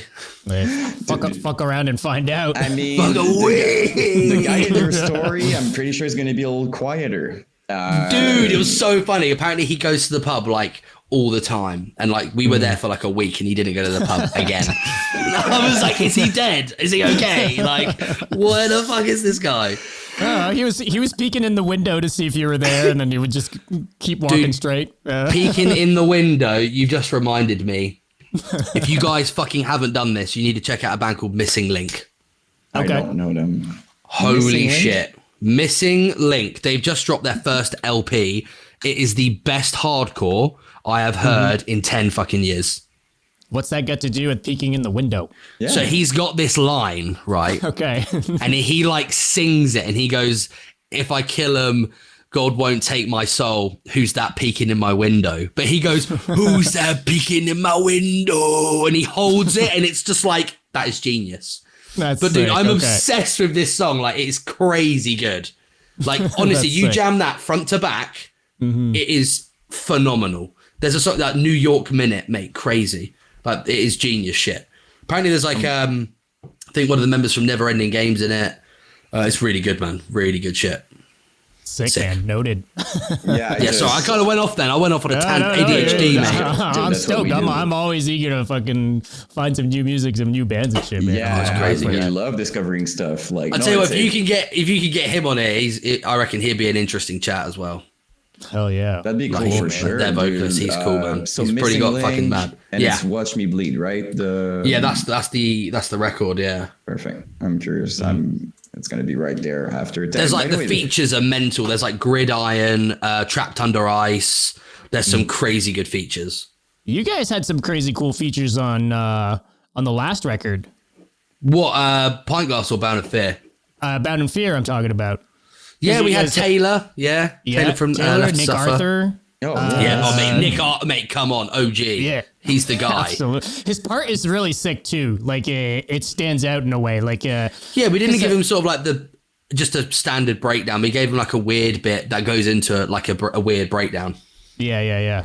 You've got Jamie on there too. Jamie the Graham, album? yeah, Kevin Guy from Muller. Alluvial. Yeah. Yep. Mate, have some you heard cool his other features on band, Merciless Concept? Yeah. Oh, dude, that shit's crazy hard. When I heard that, because I heard that first before Alluvial. I think he dropped Merciless Concept, was doing that, and then he joined Alluvial. But I was like, man, this guy's vocals are so. He's got that. We're talking about the mid range. He's got that mid low range. He just sounds pissed off, like almost like Jamie Hanks, I Declare War vibe. Oh Yeah, man, yeah. Jamie I saw Hanks, them. dude. I saw them. I saw them here a week or two ago, and they, What, Alluvial? Yeah, and he Sick. fucking kills it live, man. It was such So a good good. live band. Hell yeah. You gotta teach us a few slangs. What's talk to us about the way of the geezer. Way of the wow. geezer. Well, what's What, that the- all about? Way of what? Pintglass. Yeah. Okay, But I mean, right. what's that phrase? Like Way of geezer the is not a geezer. word that we say, and then what's the way of the geezer? Way of the geezer, mate. Oh fuck. All right. Way of the geezer. Right. A geezer is just your top chavvy guy. Do you know what I mean? He's the man. He's the he's the bloke. He's like, he works hard. He's respected. You don't fuck with him. He's a nice guy. He's got good morals. But we say that he's a Chad. That's what we'd say He's here. a Chad. Yeah. He's a Chad. You sure? Is that what Chad means? I think. I mean, kind of that is kind of like Yeah. The guy. based. Yeah, he's the guy. He's based. He's like I don't He's know. Like, based. The man. Yeah, he's the fucking guy. Like, you don't fuck with the geezer. Do you know what I mean? Sure. But it's also like a way of speaking. It's sort of like you come from a working class background. You never have much money. I feel like it's always about being like down to the root. Do you know what I mean? You never have like Sure. a posh, a bloke who's had his life served to him on a silver fucking spoon being a geezer. It just right. doesn't There's happen. like a status thing in there too. Yeah, like people say I'm a geezer, and sounds like I had a fucking tough upbringing. Always worked on site. You know what I mean? I've just been that, that's been my life, and I love my life and I appreciate that. But that's a geezer, someone who's just the fucking bloke. He's down the pub and you just be like, he's the bloke, mate. But he's really nice. He's not like just a dickhead. Do you know what I mean? I feel like that's the geezer. That's the way of the geezer. And the way of the geezer is like the life of the geezer. So we wrote Way of the Geezer because Barney, me and that Barney ties into the construction vests and all this stuff, I'm assuming, 100%, right? Like yeah. The guy on site's, 7 a.m. been down the pub the night before, waking up, having a ciggy and a coffee, and he just tosses the coffee and he's like, can't be fucked, just fucking do it. Do you know what I mean? Just going in. So we were playing COD, I think, and he was like, we should start a band about working on site and being a geezer, and I was like, I'll be around tomorrow. And we literally wrote 7 a.m. start, put it up that night with like a photo of me and him and our PPE and a hammer. And mate, we got a show in like 4 minutes for like Belgium, and we were like, what is happening? I was like, what is going on? I was like, we've got one song, bro. I don't even know. It's like more of a joke than anything else, right? Like it's not. Total like joke. serious, like have a laugh. But a lot of like some of the lyrics are actually true, which is kind of bad. Like it's just kind of funny, but it's like, oh shit. But it's ironic in a sense. It's ironic, yeah. But man, like people fucking love it. And another reason why we started it is because it's fun. It's silly, but it's also really fucking tough. Like it's hard music. Like Barney is an absolute genius at writing hardcore and beatdown riffs. Like he's really good. He's in a band called All By Him. Like he wrote everything called Replacer. Okay. Don't know if you guys have heard of that, but dude, that record to this day, I think it's called Pretentious Pain. Okay. No, Dejected. Like that record is in my top 5 records of all time. Like it's flawless, mate. It is down tempo, deathcore, beat down, hardcore riffs, and he's king of it. And he did it, with Pintglass, it's a little bit sillier.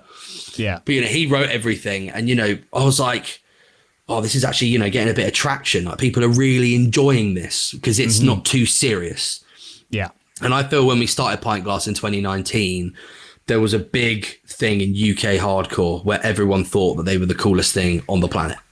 And like their bands wouldn't be very big, but just at shows they'd be like, if you're not wearing Carhartt, if you're not wearing this, you're not cool. Like you don't get to hang out with us. Too serious. And I could see people come into the shows and they'd like ostracize them, just the way they were vibing. And I was like, you know what, I want to really push this and fuck those people, like fuck them off, like piss them off. Do you know what I mean? Because what is hardcore? Like hardcore is about working class people. It's about unity and it's about having a good fucking time. Do you know what I mean? And I feel like right now, that's what hardcore's doing, like speed, everything like that. Like all these people are involved. It's a great vibe. Yeah, Drain, Tsunami, that whole wave of new hardcore bands, yeah. And it's just a good time. And I was like, I want to wear a fucking high vis, have my shirt off, pour a beer over myself and have a fucking sick time. And everyone can do that and get involved. And mate, it got to a point where like some of those bands were pulling out of shows because we would be above them. Oh, really? Okay. Yeah, man. And I was like, you're going to have to deal with it because we're not going anywhere. Yeah. Do you know what I mean? Can we just take a moment though? Like, how childish is that? Like, seriously, dude, it's crazy. I'm like, seriously, dude. Like, you push it to that. Like, it was always funny to me that somebody who's into something that heavy and all that lifestyle would judge somebody based on clothing. Like, it's so dude. weird. Like, people do it. They just like. I've They're seen it, man. The outcast, They are, That's why we're here in the first place. We were all outcasts. You know what I mean? We're all. And there's no image. Like if I go to a show, I'm not like expecting, you have to look like this, or like I chose my own look. I'm okay with it. But like if you're just somebody, it's your first show, whatever, or even you've been a fan for 10 years, but they'll like purposefully mosh on those kids. Mm-hmm. Do you know what I mean? They'll purposefully mosh out those people. This is the part where you lose me, these kinds of things. I'm like, it is for everybody who likes it. It's for everyone who likes it, wants to enjoy it. There's no like rule. Okay, so did you ever mosh? Like, there's no like, what the hell? Like, if you... We're just here fucking to have a good time. You can go there. Like we're to the point now where sometimes people go with their kids and stuff like that. Are you gonna mosh on kids or whatever? Like, I mean, like, fucking hope not. I really hope not, but like, I feel like if you're about that, that's perfect. That's cool. Like, do it, like if you're in, because I love fashion too, right? Like I started my brand. Yeah, same, man. Like, Same, man. Yeah. And it's but I would never be a dick to someone because of what they're wearing. Because I'm too fucking cool. Like, oh man, get out of here. Like, leave. Like, we played a show with like a load of sick hardcore bands once. Really good show. And I literally went up on stage and I was like, if you're a hardcore elitist prick and like are going to be a cunt, I was like, get the fuck out. I literally was like, get the fuck out. Because I'm not here for that shit. Like, I don't care. Like, you could beat the shit out of me, but I'll still fucking stand my ground and have you out. Do you know what I mean? Like, I'm not here to have people bullied. Like, we played a show the other day in Manchester and there was this guy like going around and like targeting like these little people, like small people who didn't want to like mosh. He was just going like wham, and I was like, if you're gonna fucking fight someone, come and fucking fight me, bruv. Like, don't do it. And he was just like, yeah, sound, like, whatever. I'm not going to do it. I love that. I freaking love that because, like, there's nothing, there's nothing, like, cool or badass into, like, choosing people that clearly don't want to be able, like, they have a right to just listen to the freaking music if they want. That's my opinion. You know what I mean? Like, they have the right to be there, stand there and listen to it. And you're aware that you're a big dude. And then you go around and you punch, like, these people. Like, come on. Like, it's... Yeah. I mean, and like one guy was like, it turned into a fight and he won. Like, obviously, like this guy kind of knew what he was doing and shit. Well, he was looking for it. The guy he was looking for it. And I called him out. And I don't think it was because it was me. I think it was because I put him on the spot. Yeah. And he was just like, yeah, I'm not going to ruin the gig. Do you know what I mean? Yeah. And it diffused. The power that you have on stage, in my opinion, is the fact that you were bothering and bullying one person, but then if the show stops or you're talking, you're ruining the experience for the whole room. So now you're one versus everybody there. That's how they feel. So they feel, quite small in that moment, even if they were the bully. So you have kind of this, it's a good power to have because you can. I think it's an obligation really to make sure people are all right. It's responsible. Yeah, it's a like good we thing played a show. We played a show in Europe with Bound in Fear in Germany, and there were these two like German guys. And there was this German girl in front, and these two guys were really, really, really drunk. And they got like midway through the set, and this guy like went up behind her and like picked her up in like a slightly inappropriate way. And she was like, get the fuck off me, get the fuck off me. Like, I couldn't hear her, but I could see it. And I was like, I tapped on his shoulder and I was like, don't fucking do that. And then he fucking did it again, dude. And I just fucking went up to him and just like slapped him as hard as I could. And you could hear it over the drum. And like, he like fucking stacked it. And his mate, like, he was like, start seeing stars. And like, his mate like carried him to the side. And then our fucking drummer, like, it was the bit in Hate Circuit, like the end breakdown. He like fucked it up. And I was like, after the set, I was like, oh, you fucked up the song. I was really annoyed. He was like, you fucking hit that guy so hard. And I was just like, oh, that's okay. That's funny. But dude, like, if you need to do it, if I see a band and like something's kicking, like not kicking off necessarily, but if someone's being inappropriate and like, you see everything. If it's not like if it's not like a massive cap, even if it, if it's like a club show, club venue, and it's busy, you still see everything. Like you're seeing everything, and you know when something's not right. And if you just always in the pit choose anyways, to not it's do like it, more open. You see it, like you see those instances for sure. Yeah, like if people are having a fight and it's dealt with, I'll keep playing. But like if someone's fucking getting done, I don't know. That's just me personally. No, but it's a good thing, dude. Honestly, like, and I keep bringing this up, and Dom knows what I'm gonna say, and I'm gonna do it shorter. I'm gonna try, but like, one of my favorite bands, like, because I love pop punk music as well. So like, The Story So Far is one of my bands. Oh, amazing band, mate. I love them, and when I saw, the lead singer isn't super buff, but like, he saw one of the fans getting the security took the fan and started throwing him on the floor for no reason. He was just he stopped the song in the middle and he jumped and punched the security guy as he was playing. And the only thing that happened to me was just like respect him even more. I'm like, he just stood up for like, and the security guy had to leave basically. And because that's like dangerous for him. Like everyone would then be like, you're fucked. Do you know what I mean? And just go in. Yeah, like and it was pretty cool though. Like I've seen like the guys from 4 Years Strong. They're pretty, pretty Yeah, tall and yeah. buff. Like they also jumped in, and everybody was there. But like I love, not that I want these things to happen. And the best scenario, nothing like that would happen. But for the fans, it's like it's cool to see They that care your about band us. is staying, like they care. Like they stand They up give for a shit. yourself. Yeah. No, So I think what you're 100%. doing, it's perfect. It's like it's amazing that you do Thank that. you. Let's be Appreciate honest. that. Some people just deserve a good old fucking slap in the yes. face. Let's be real. 100%. Sometimes that's the only way they understand. That's very unfortunate, but these people, even if you try talking, that doesn't work. I'm not trying to be a tough guy. I mean, I know a lot of people try and be that, but I'm just being honest. With what I've done. I've had my fair share. I've been put on my ass a fair few times as well. Do you know what I mean? Like, you can't give it if you can't take it. Yeah. Yeah. What's it like for you to kind of balance, I guess, the attitude in Pintglass and Bound in Fear? Because they're very different kind of vibes, right? 100%. Is that kind of like just a cool outlet? And now you're talking about like a more like rock new metal band type thing. Like how's How's it all that gonna for you? work? Kind of like. I think for Pintglass, I'm very much like that anyway. Like, it's just who I am. Like, it's just me being me in like I'm just don't really give I'm such a prick on stage. I'm just like, you're a fucking sausage. You're a sausage. You're a cunt. What's your trade? And I'll get off stage and start talking to someone and they're like, what's your favorite beer? Carlin, get the fuck out. Just like, just having a joke. Do you know what I mean? Just having a laugh and shit. And, but like, I'm just being like a banterful. Like I'd be if I was out on a night out, I'd just do what I do on stage, but it's just like no holds bar, amped up. We fight on stage. Me and the fucking guitarist, we had a fight on stage once. Same with our drummer. He got off the stage and like kicked me in the face, mate. Like we just go in. We just fucking send it. Wow. Like it's fun, man. It's so fun. It's to the point where like we were, when we were on tour, because it's like a new lineup now in Pintglass, bar me and the bassist.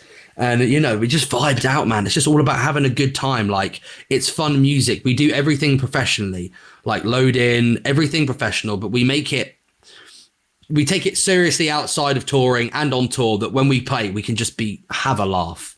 Yeah. And I feel with Bound in Fear, like it's very personal to me. You know what I'm saying? Like, I touch on so much shit, like really tough shit about my life. Maybe deeper, like very, like. Yeah. Like, I got kicked out when I was like, I just turned 17. I was sort of homeless and stuff. And I lived in supported like shelter with people from prison and stuff. And I was sort of getting involved with stuff from them. And, my life was taking a really weird turn, man. And, the boys in Bound in Fear were like, we don't want to hang out with you. Like, we don't know what you're going to do. My girlfriend, this guy wrote to me and my girlfriend was like, if you do that, like, what the fuck are you doing, basically? And I just basically like just changed. And, I took everything from that experience and like the hard time I was going through, and I put that all into The Hand of Violence. Like every single bit of that went into The Hand of Violence, man. Like some of those lyrics are fucked, mate. Like, do you know what I mean? I can't even read some of them sometimes. I'm like, pfft. But that's why Bound in Fear is so special to me. And, when we go on tour, we played a show, that same tour with that guy in Germany, that same show. This guy came up to me and he was like, I need to talk to you. I need to talk to you. I need to talk to you. And I was like, okay, mate. He took me into the fucking toilet and just cried. He was like, I went through this when I was growing up. Like, this happened to me. Yeah, your music has saved me. And I was just like, I just started crying, man. I was like, this is the Biggest only honor. thing that matters to me. This is like fuck streams, fuck it all. Like, that's all that matters, man. That is literally it. And like, that's the difference between Pintglass. It's like, it's a fun thing. And then it's sort of like, it's almost like a hard thing doing Bound in Fear. It takes a lot out of me, I think, especially on tour. Like, I can't not sing those songs and not get emotional. People go like, oh, you go 60% and 50% when you're feeling rough. Like, nah, bro, I fucking do the bit of that song. Like I do the bit in that song any fucking day, because it's the bit of that song. Mm-hmm. Do you know what I mean? That's just me. I've got it's just my approach of being a musician. Like, I just do my bit, man. It's cool though, because I feel in a way, even if the other one, even if it's more like you're having fun and stuff like that, like they're still both real, because it's both like they're both part of you. You know what I mean? Yeah, like 100%. I'm hearing that it's like that's two part of you, like two kind of different chapters, if you will, and stuff like that. So like they're both extremely real, but with Bound in Fear, like it's so deep and like, you know what I mean? Like you're gonna reach people like here, and they're gonna be like, oh my God. And it's very important to talk about these things. You never know who's gonna, you know, read your lyrics or hear it at the right time. Dude, 100%, man. Like I get like messages like that. We did an animated video for our song Ever Black, and like, dude, the comments, like the video didn't get that many streams. It's quite a long video, and it's kind of artsy and out there, but like it's an animated video of my upbringing, and like, mate, the comments in that video like destroyed me, but they made me so happy because people were like opening up to each other in the comments about their life, and I was like, what more could you want? Do you know what I mean? Like people are being there for each other through something I've made. I've given them a space and a platform for them to help each other. And that's like so that cool. At the end of the day is music. Like why else are you doing it? If you're in music to make money and to be famous, then it's not going to happen. Like it just won't happen. The right reasons too. Like if you see everybody who succeeds, you do it for yourself, and you do something that's real. You do something for yourself, and you do something that's real.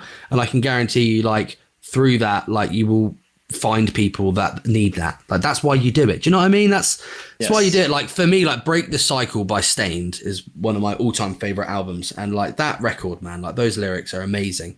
Aaron Lewis is a phenomenal lyricist, songwriter. Like, you know, he doesn't sing in key that much, and you know, he's just vibing and being sad, man. And I'm like, you know, I watched an interview with like fans that listen to his band. This is like recently. And I'm like, fucking man, like they're just there like because he's helped them, you know, and he vibes with that. They vibe with that. And like that's important, man. I mean, like that's like my biggest thing for music for me is that. I'll always say that. So yeah. And the thing with the art is that it's not something you can fake. It's gonna work with maybe some people or whatever, but long term, it needs to be real. It needs to be like real.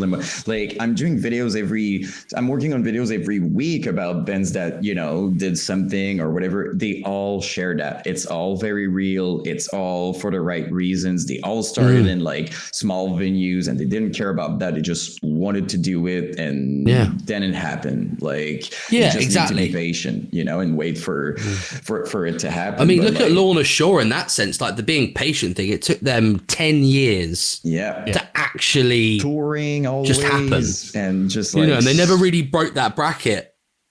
You know, they sort of stayed on that bracket, like on the verge of doing it, and then fucking boom, Will just did the thing, TikTok happened, and Super Bowl, fucking worldwide.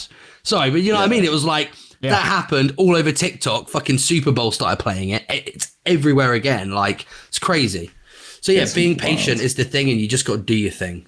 Do you know what I mean? Exactly. Knock Loose is another good example. I think of that. Crazy. They worked for so long. Like I was making the video, dude. They were playing in freaking schools or something, and like small venues and stuff. Now they're selling out freaking stadiums and stuff. So like all these bands, they're all doing it for the right reason. If you start by thinking like we're gonna do like this, like you cannot think like just like a bit. And I would even argue a business, if there's any kind of art surrounding it or whatever, like fashion or whatever, it's the same thing. You cannot just be like, oh, it's logical, it's this and this, it works, so we're gonna do that without your heart. Forget it. If the music's not there, like first off, you can't. I mean, you got to like the whole business thing. It's like we'll treat it like this when it becomes to that bit. But when I'm in the music zone, I'm like, the music comes first because it's like anything. If the music's not good, it doesn't fuck with it. No one's gonna fuck with it. Well, it doesn't connect, right? Yeah, exactly. Yeah. And if what for you guys is like your favorite bands? Do you know what I mean? What are your top 3 favorite bands for you two? I'm putting you on the spot. I'm changing it up right fucking now. Boom. I love that. Dom, do you want to? I mean, it always changes, man. It doesn't have to be. I mean, you could pick a genre. Yeah, I was about to. Because there's a lot. There's a lot there. 3. Okay, let's say 5.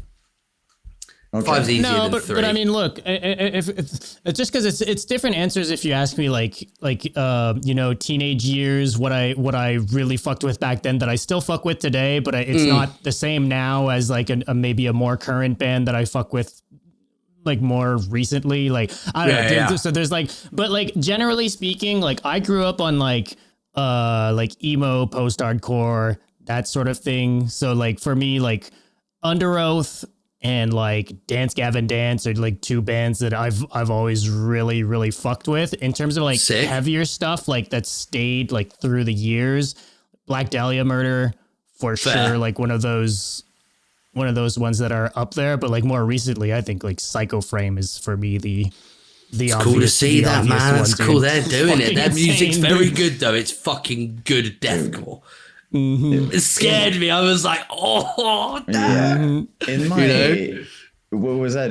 Done, by the way, do you have other? Yeah. Well, go for it. That's Go for it. I mean, I could list off bands forever, but you know. Here's the weird thing. One of the weird things in the way I'm listening to music. It's I love so many different things. As I said, I even love like country music, pop punk. Like pop punk is a big thing for me. So like I'm in both weird worlds, you know. Sometimes I listen to freaking Icy Stars from 2008. Like I have a very Do you weird... like Hardy? Just a quick question out of the country stuff.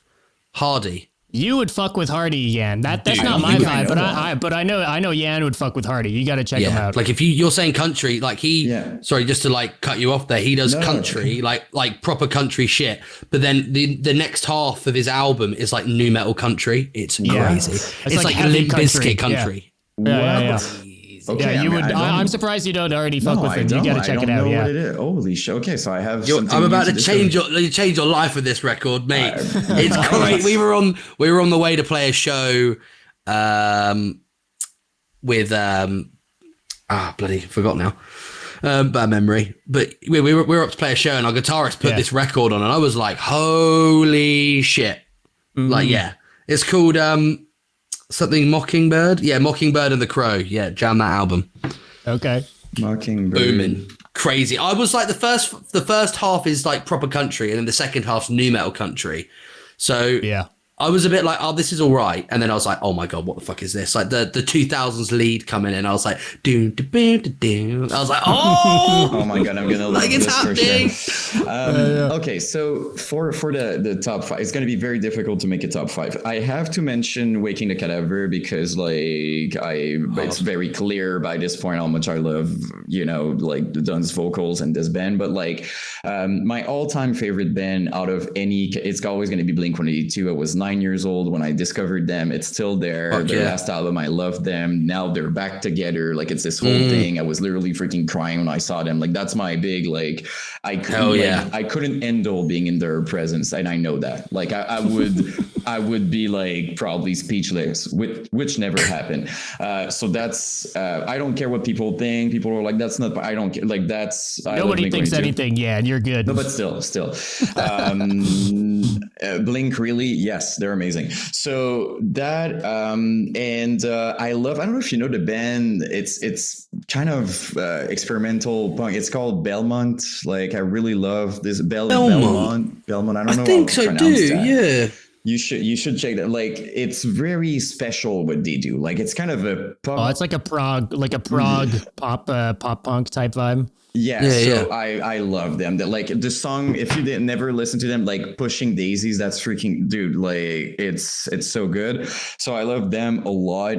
And in that I have to mention Psycho Frame. I think they need to be now, and because I'm amazed by this freaking band. And again, it's difficult for me to choose because I love so many things. I mean, to be fair, even if you're here, like Bound in Fear, it's still in that sphere of bands that I really love. But like I have to mention, and it's no diss about the new Suicide Silence, but I'm a big fan of like, you know, the cleansing, like Mitch era. Like I'm a fan of Mitch Locker, period. And I think it's very clear. I keep bringing him in my videos. I'm using Destruction of a Statue has the hardest riff ever created.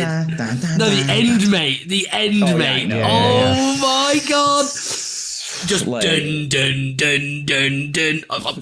Mate, if they played that now, like I would literally just like spin kick like to fucking Mars, mate. To this day, I mean, can we see it? Yeah, I think we can see it. I still have the demo on my freaking wall and stuff like that from Suicide. Like the like anything Mitch Locker touch, if I'm honest, like I'm just like I'm just like a big fan. So I have to mention like this Suicide Silence thing, and I love weird things like Bill Murray, you know, like they're kind of it's just they're like killing it right now. Well, he's killing it right now with the fucking Sleep Token tour and shit. Yeah, they just signed to like Columbia or some shit like that too. Really? Like, yeah. Holy fuck. Major label shit. Yeah, no, it's crazy. From Attack to that. That's dude, he's gonna like they're gonna go the distance. I know that already. I love like mainstream things also, like freaking I love Bad Omens. I love like Dude, Bad Omens is great. Like Noah is, in my opinion, the best vocalist on planet Earth right now. Definitely. Have you seen the videos of him scream and sing? Like, yeah,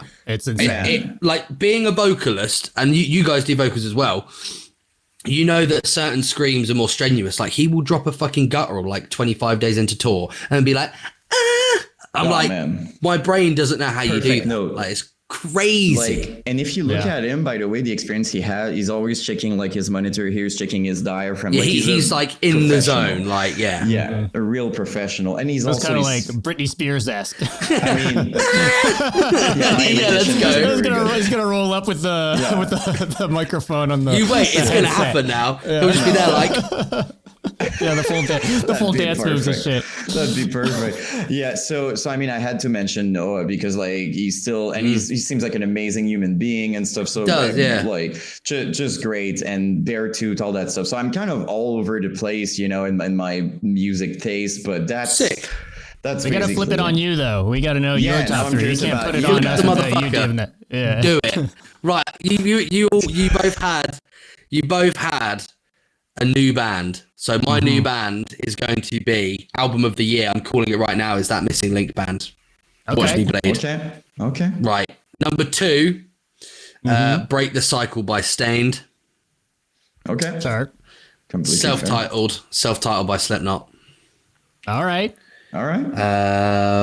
Soulless Hymns, The Last 10 Seconds of Life. Yeah. That's my jam too. That album dude. When you like, I think it's hard hearing an album these days and just being like front to back. It's that good. Do you know what I mean? Like crazy. Stormstroke was the king. Do you know what I mean? I still remember hearing, I think it was like Warpath for the first time. Like that ending breakdown and being mind blown. It's so fucking sick, dude. When Last 10 were like, you know the set. Can you jump up? And I was like, yeah. And I was like, this was my terms. I was like, I will only jump up if you play Warpath. And they were like, done. And I was like, that's so sick, they played. Yeah, I was like, we're on the same page. I thought this beast was dead. I was just like, oh. Right. Dude, it starts off so fucking hard, but then the whole ending, and he like goes into like squealy kind of gutturals at the end. It just whole like goes, doesn't it? Yeah. It's just like his scream just doesn't stop at the end. Yeah. It's just like you said, that build, mate. Until I die. It's so sick. Like, oh my god. Yeah. Like for sure, that band. Have you guys heard the new Last 10 Seconds of Life? I don't think I did. It's great. Dude, Tyler, though. I need to catch up with so many things, dude. You need to check it out. People are discounting it because it's a different singer, but it's still just as everyone. Good. So this is the thing. Like, so they had Storm, John, and now Tyler. Yeah, John was good, but John was different. John basically just sort of did his own thing towards the end. Tyler literally sounds like Storm, and I'm gonna say it, but he's better. Okay. The guy I heard that guy good. live. Really we played the first day of tour was Underworld in London. Sick venue. Mate, this guy fucking opened his mouth and me and Barney were like I was like, holy fucking shit. Like I have never heard someone sound that good live. Like he's got this American voice from Pennsylvania. He talks like this. It's like, hey Ben. He's like got the deepest voice, but he does this like scream where his voice comes through, and because his voice is so deep, it's like, oh my god. Like I can't emphasize enough. Like he is crazy good. It's funny you mentioned like the accent and everything because John now in Crystal Lake is such a weird dynamic because he's got like the New York accent, like Jersey accent or whatever, and then but he's with like this Japanese band. Yeah. So it's like so. I don't know. It's like the a change weird, up like, for sure. Yeah, the change up is weird. Sure. Yeah, but I mean, he's fucking phenomenal and killing it with them. But do you know what I respect about John in that situation? Is like, played with him. I've met him a few times. Like I jumped up for them when they came over for the first time with him. Yeah, and we spoke a few times and stuff. Nothing that crazy. But I remember seeing on Facebook, he was like, the audition came up for Crystal Lake, and he was like, I'm going to be this vocalist of this band. He was literally like, I'm going to fucking do it. I'm being the vocalist. And he did the whole thing, the trials. That's what he did to Last 10 too. Right? I respect that shit. I'm going to fucking do it. And he just did it. And I was like, yeah, and especially a band like Crystal Lake, like from seeing interviews and stuff, like that process to getting there was like, sounded like intense. You said, like it sounded fucking intense, like trials. There were some really good people and, as well. Yeah. And it's just like that. I don't know, more than most people go through to get into a band. I completely agree with you. I think they made that like that on purpose. Language barrier and like band from a different country and the cultural differences and all these things. Like, I don't know, it's really commendable. But that dude seems like a genuinely like cool and super down to earth guy. But yeah. And sorry. As I was going to change it. Go. Okay, as we were talking about accent, I need to say I'm jealous of yours because like I always thought it was so badass. Like one of my favorite series in my life is the Peaky Blinders, right? Yeah. And like it's so badass. Like I always thought like I'm like the Birmingham accent, French accent, trying to speak in English, but like I always thought the English it's like classy and badass at the same time. I was because they're Birmingham. They're Birmingham. Come from Birmingham. My name's Thomas Shelby. Oh man, and all that. That's something else. We're from down south, mate. Geezer, London, Bosh. Have you ever watched Snatch? It's all cool to me. You guys have got to watch Snatch. So basically, Snatch is like the epitome of fucking England. Okay. That's real geezer shit. That's some hard shit. Do you know what? Okay, Pintglass. Imagine if Pintglass was a film.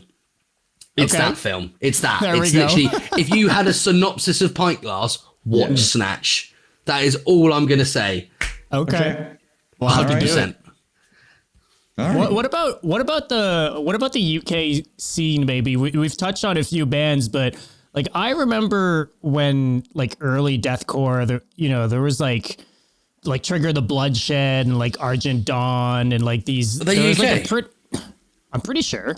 Yeah. Maybe I'm wrong. This is the thing. So for me, like they were a bit before me. I kind of got into the scene. Postmortem Promises. And we played with Annotations of an Autopsy and stuff like that. There were like a bunch of I feel like for a time, and it was around the Siege of Amida days. Like there was like a pretty big boom. I found in UK deathcore specifically, but this was like early deathcore. But like what does it look like now? You've got a few bands like Asaya and stuff like that doing the thing, but what are some other cool bands that are going around right now that we might not know about? Because we're like super tuned into more tapped into North America, if anything. So I'm curious having someone from there maybe. So the UK has got some fucking awesome bands to offer right now. Like I'd say more in the hardcore side of it. Like hardcore in England right now is killing it, and Scotland. You got Despise, they're from Scotland. Split Knuckle, check out Split Knuckle.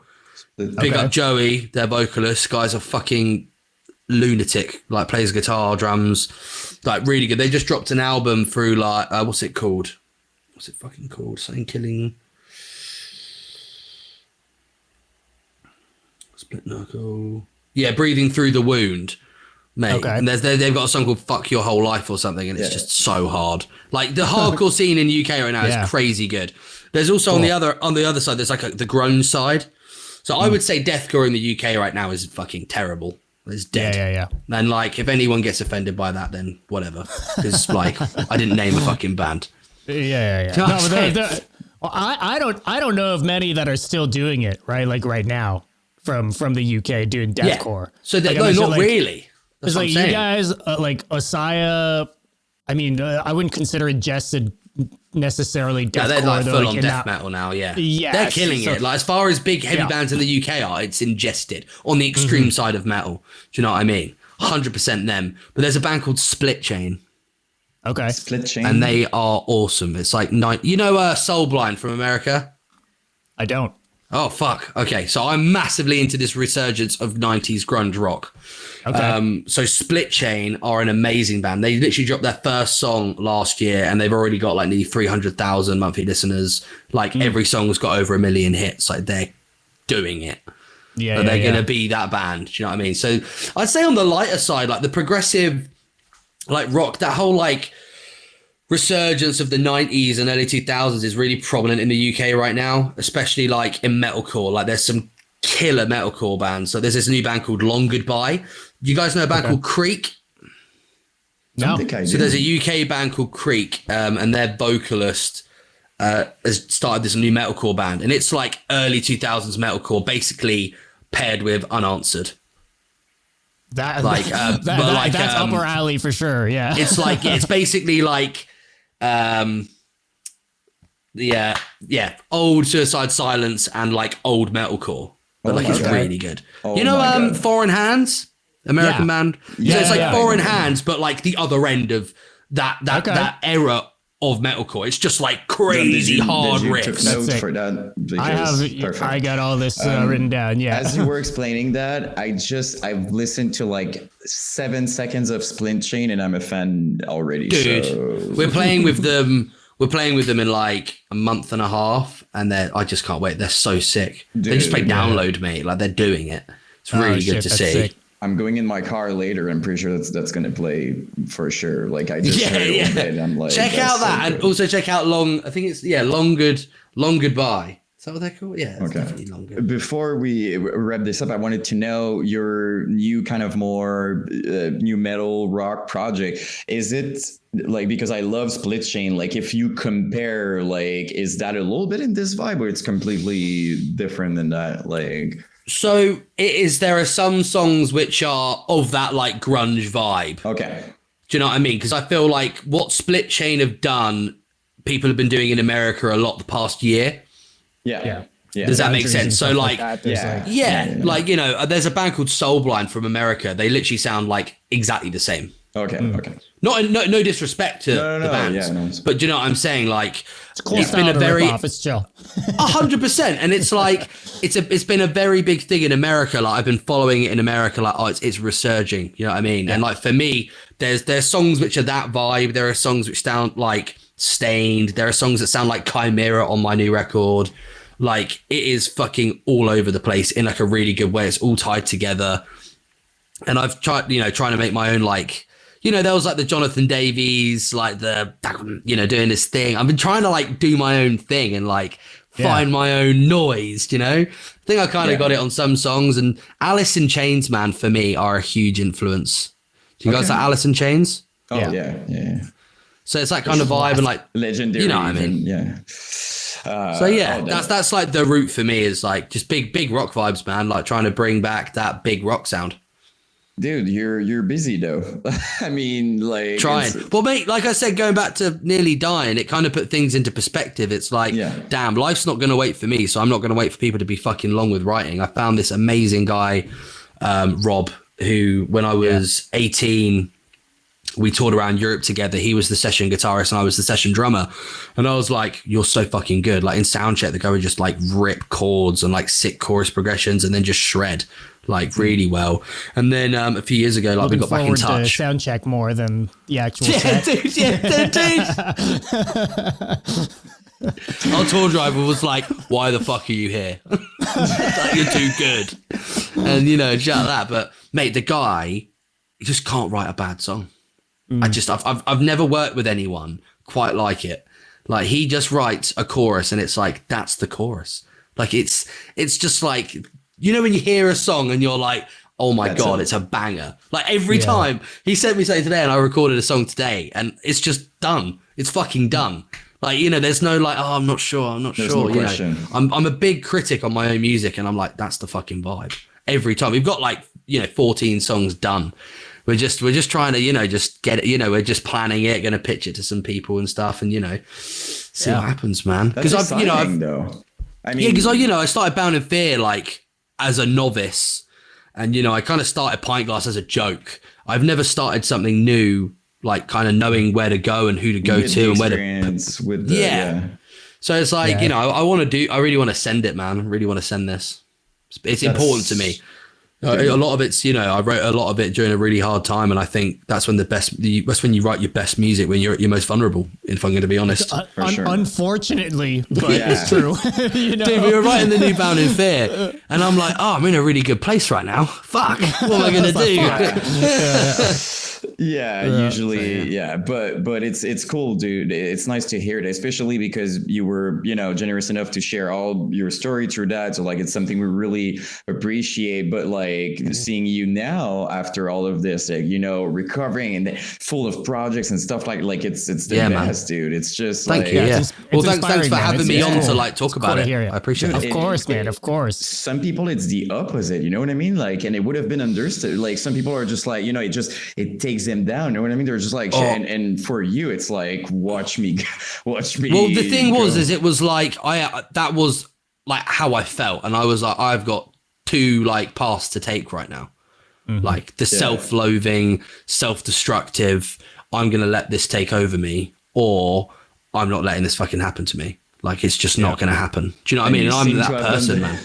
It seems like it's the path you're taking. Clearly, that's the path you're taking. Yeah. But I think it's important to everyone. You got to do it. Like, there's no option to fall. Like, there's just not a choice. Like I said, when I was younger and I was living in that place and stuff and going through a hard time, that was like my lowest low. And I was like, I had no money, like I had nothing. It was just my girlfriend, my band who didn't like me, and like doing stupid shit.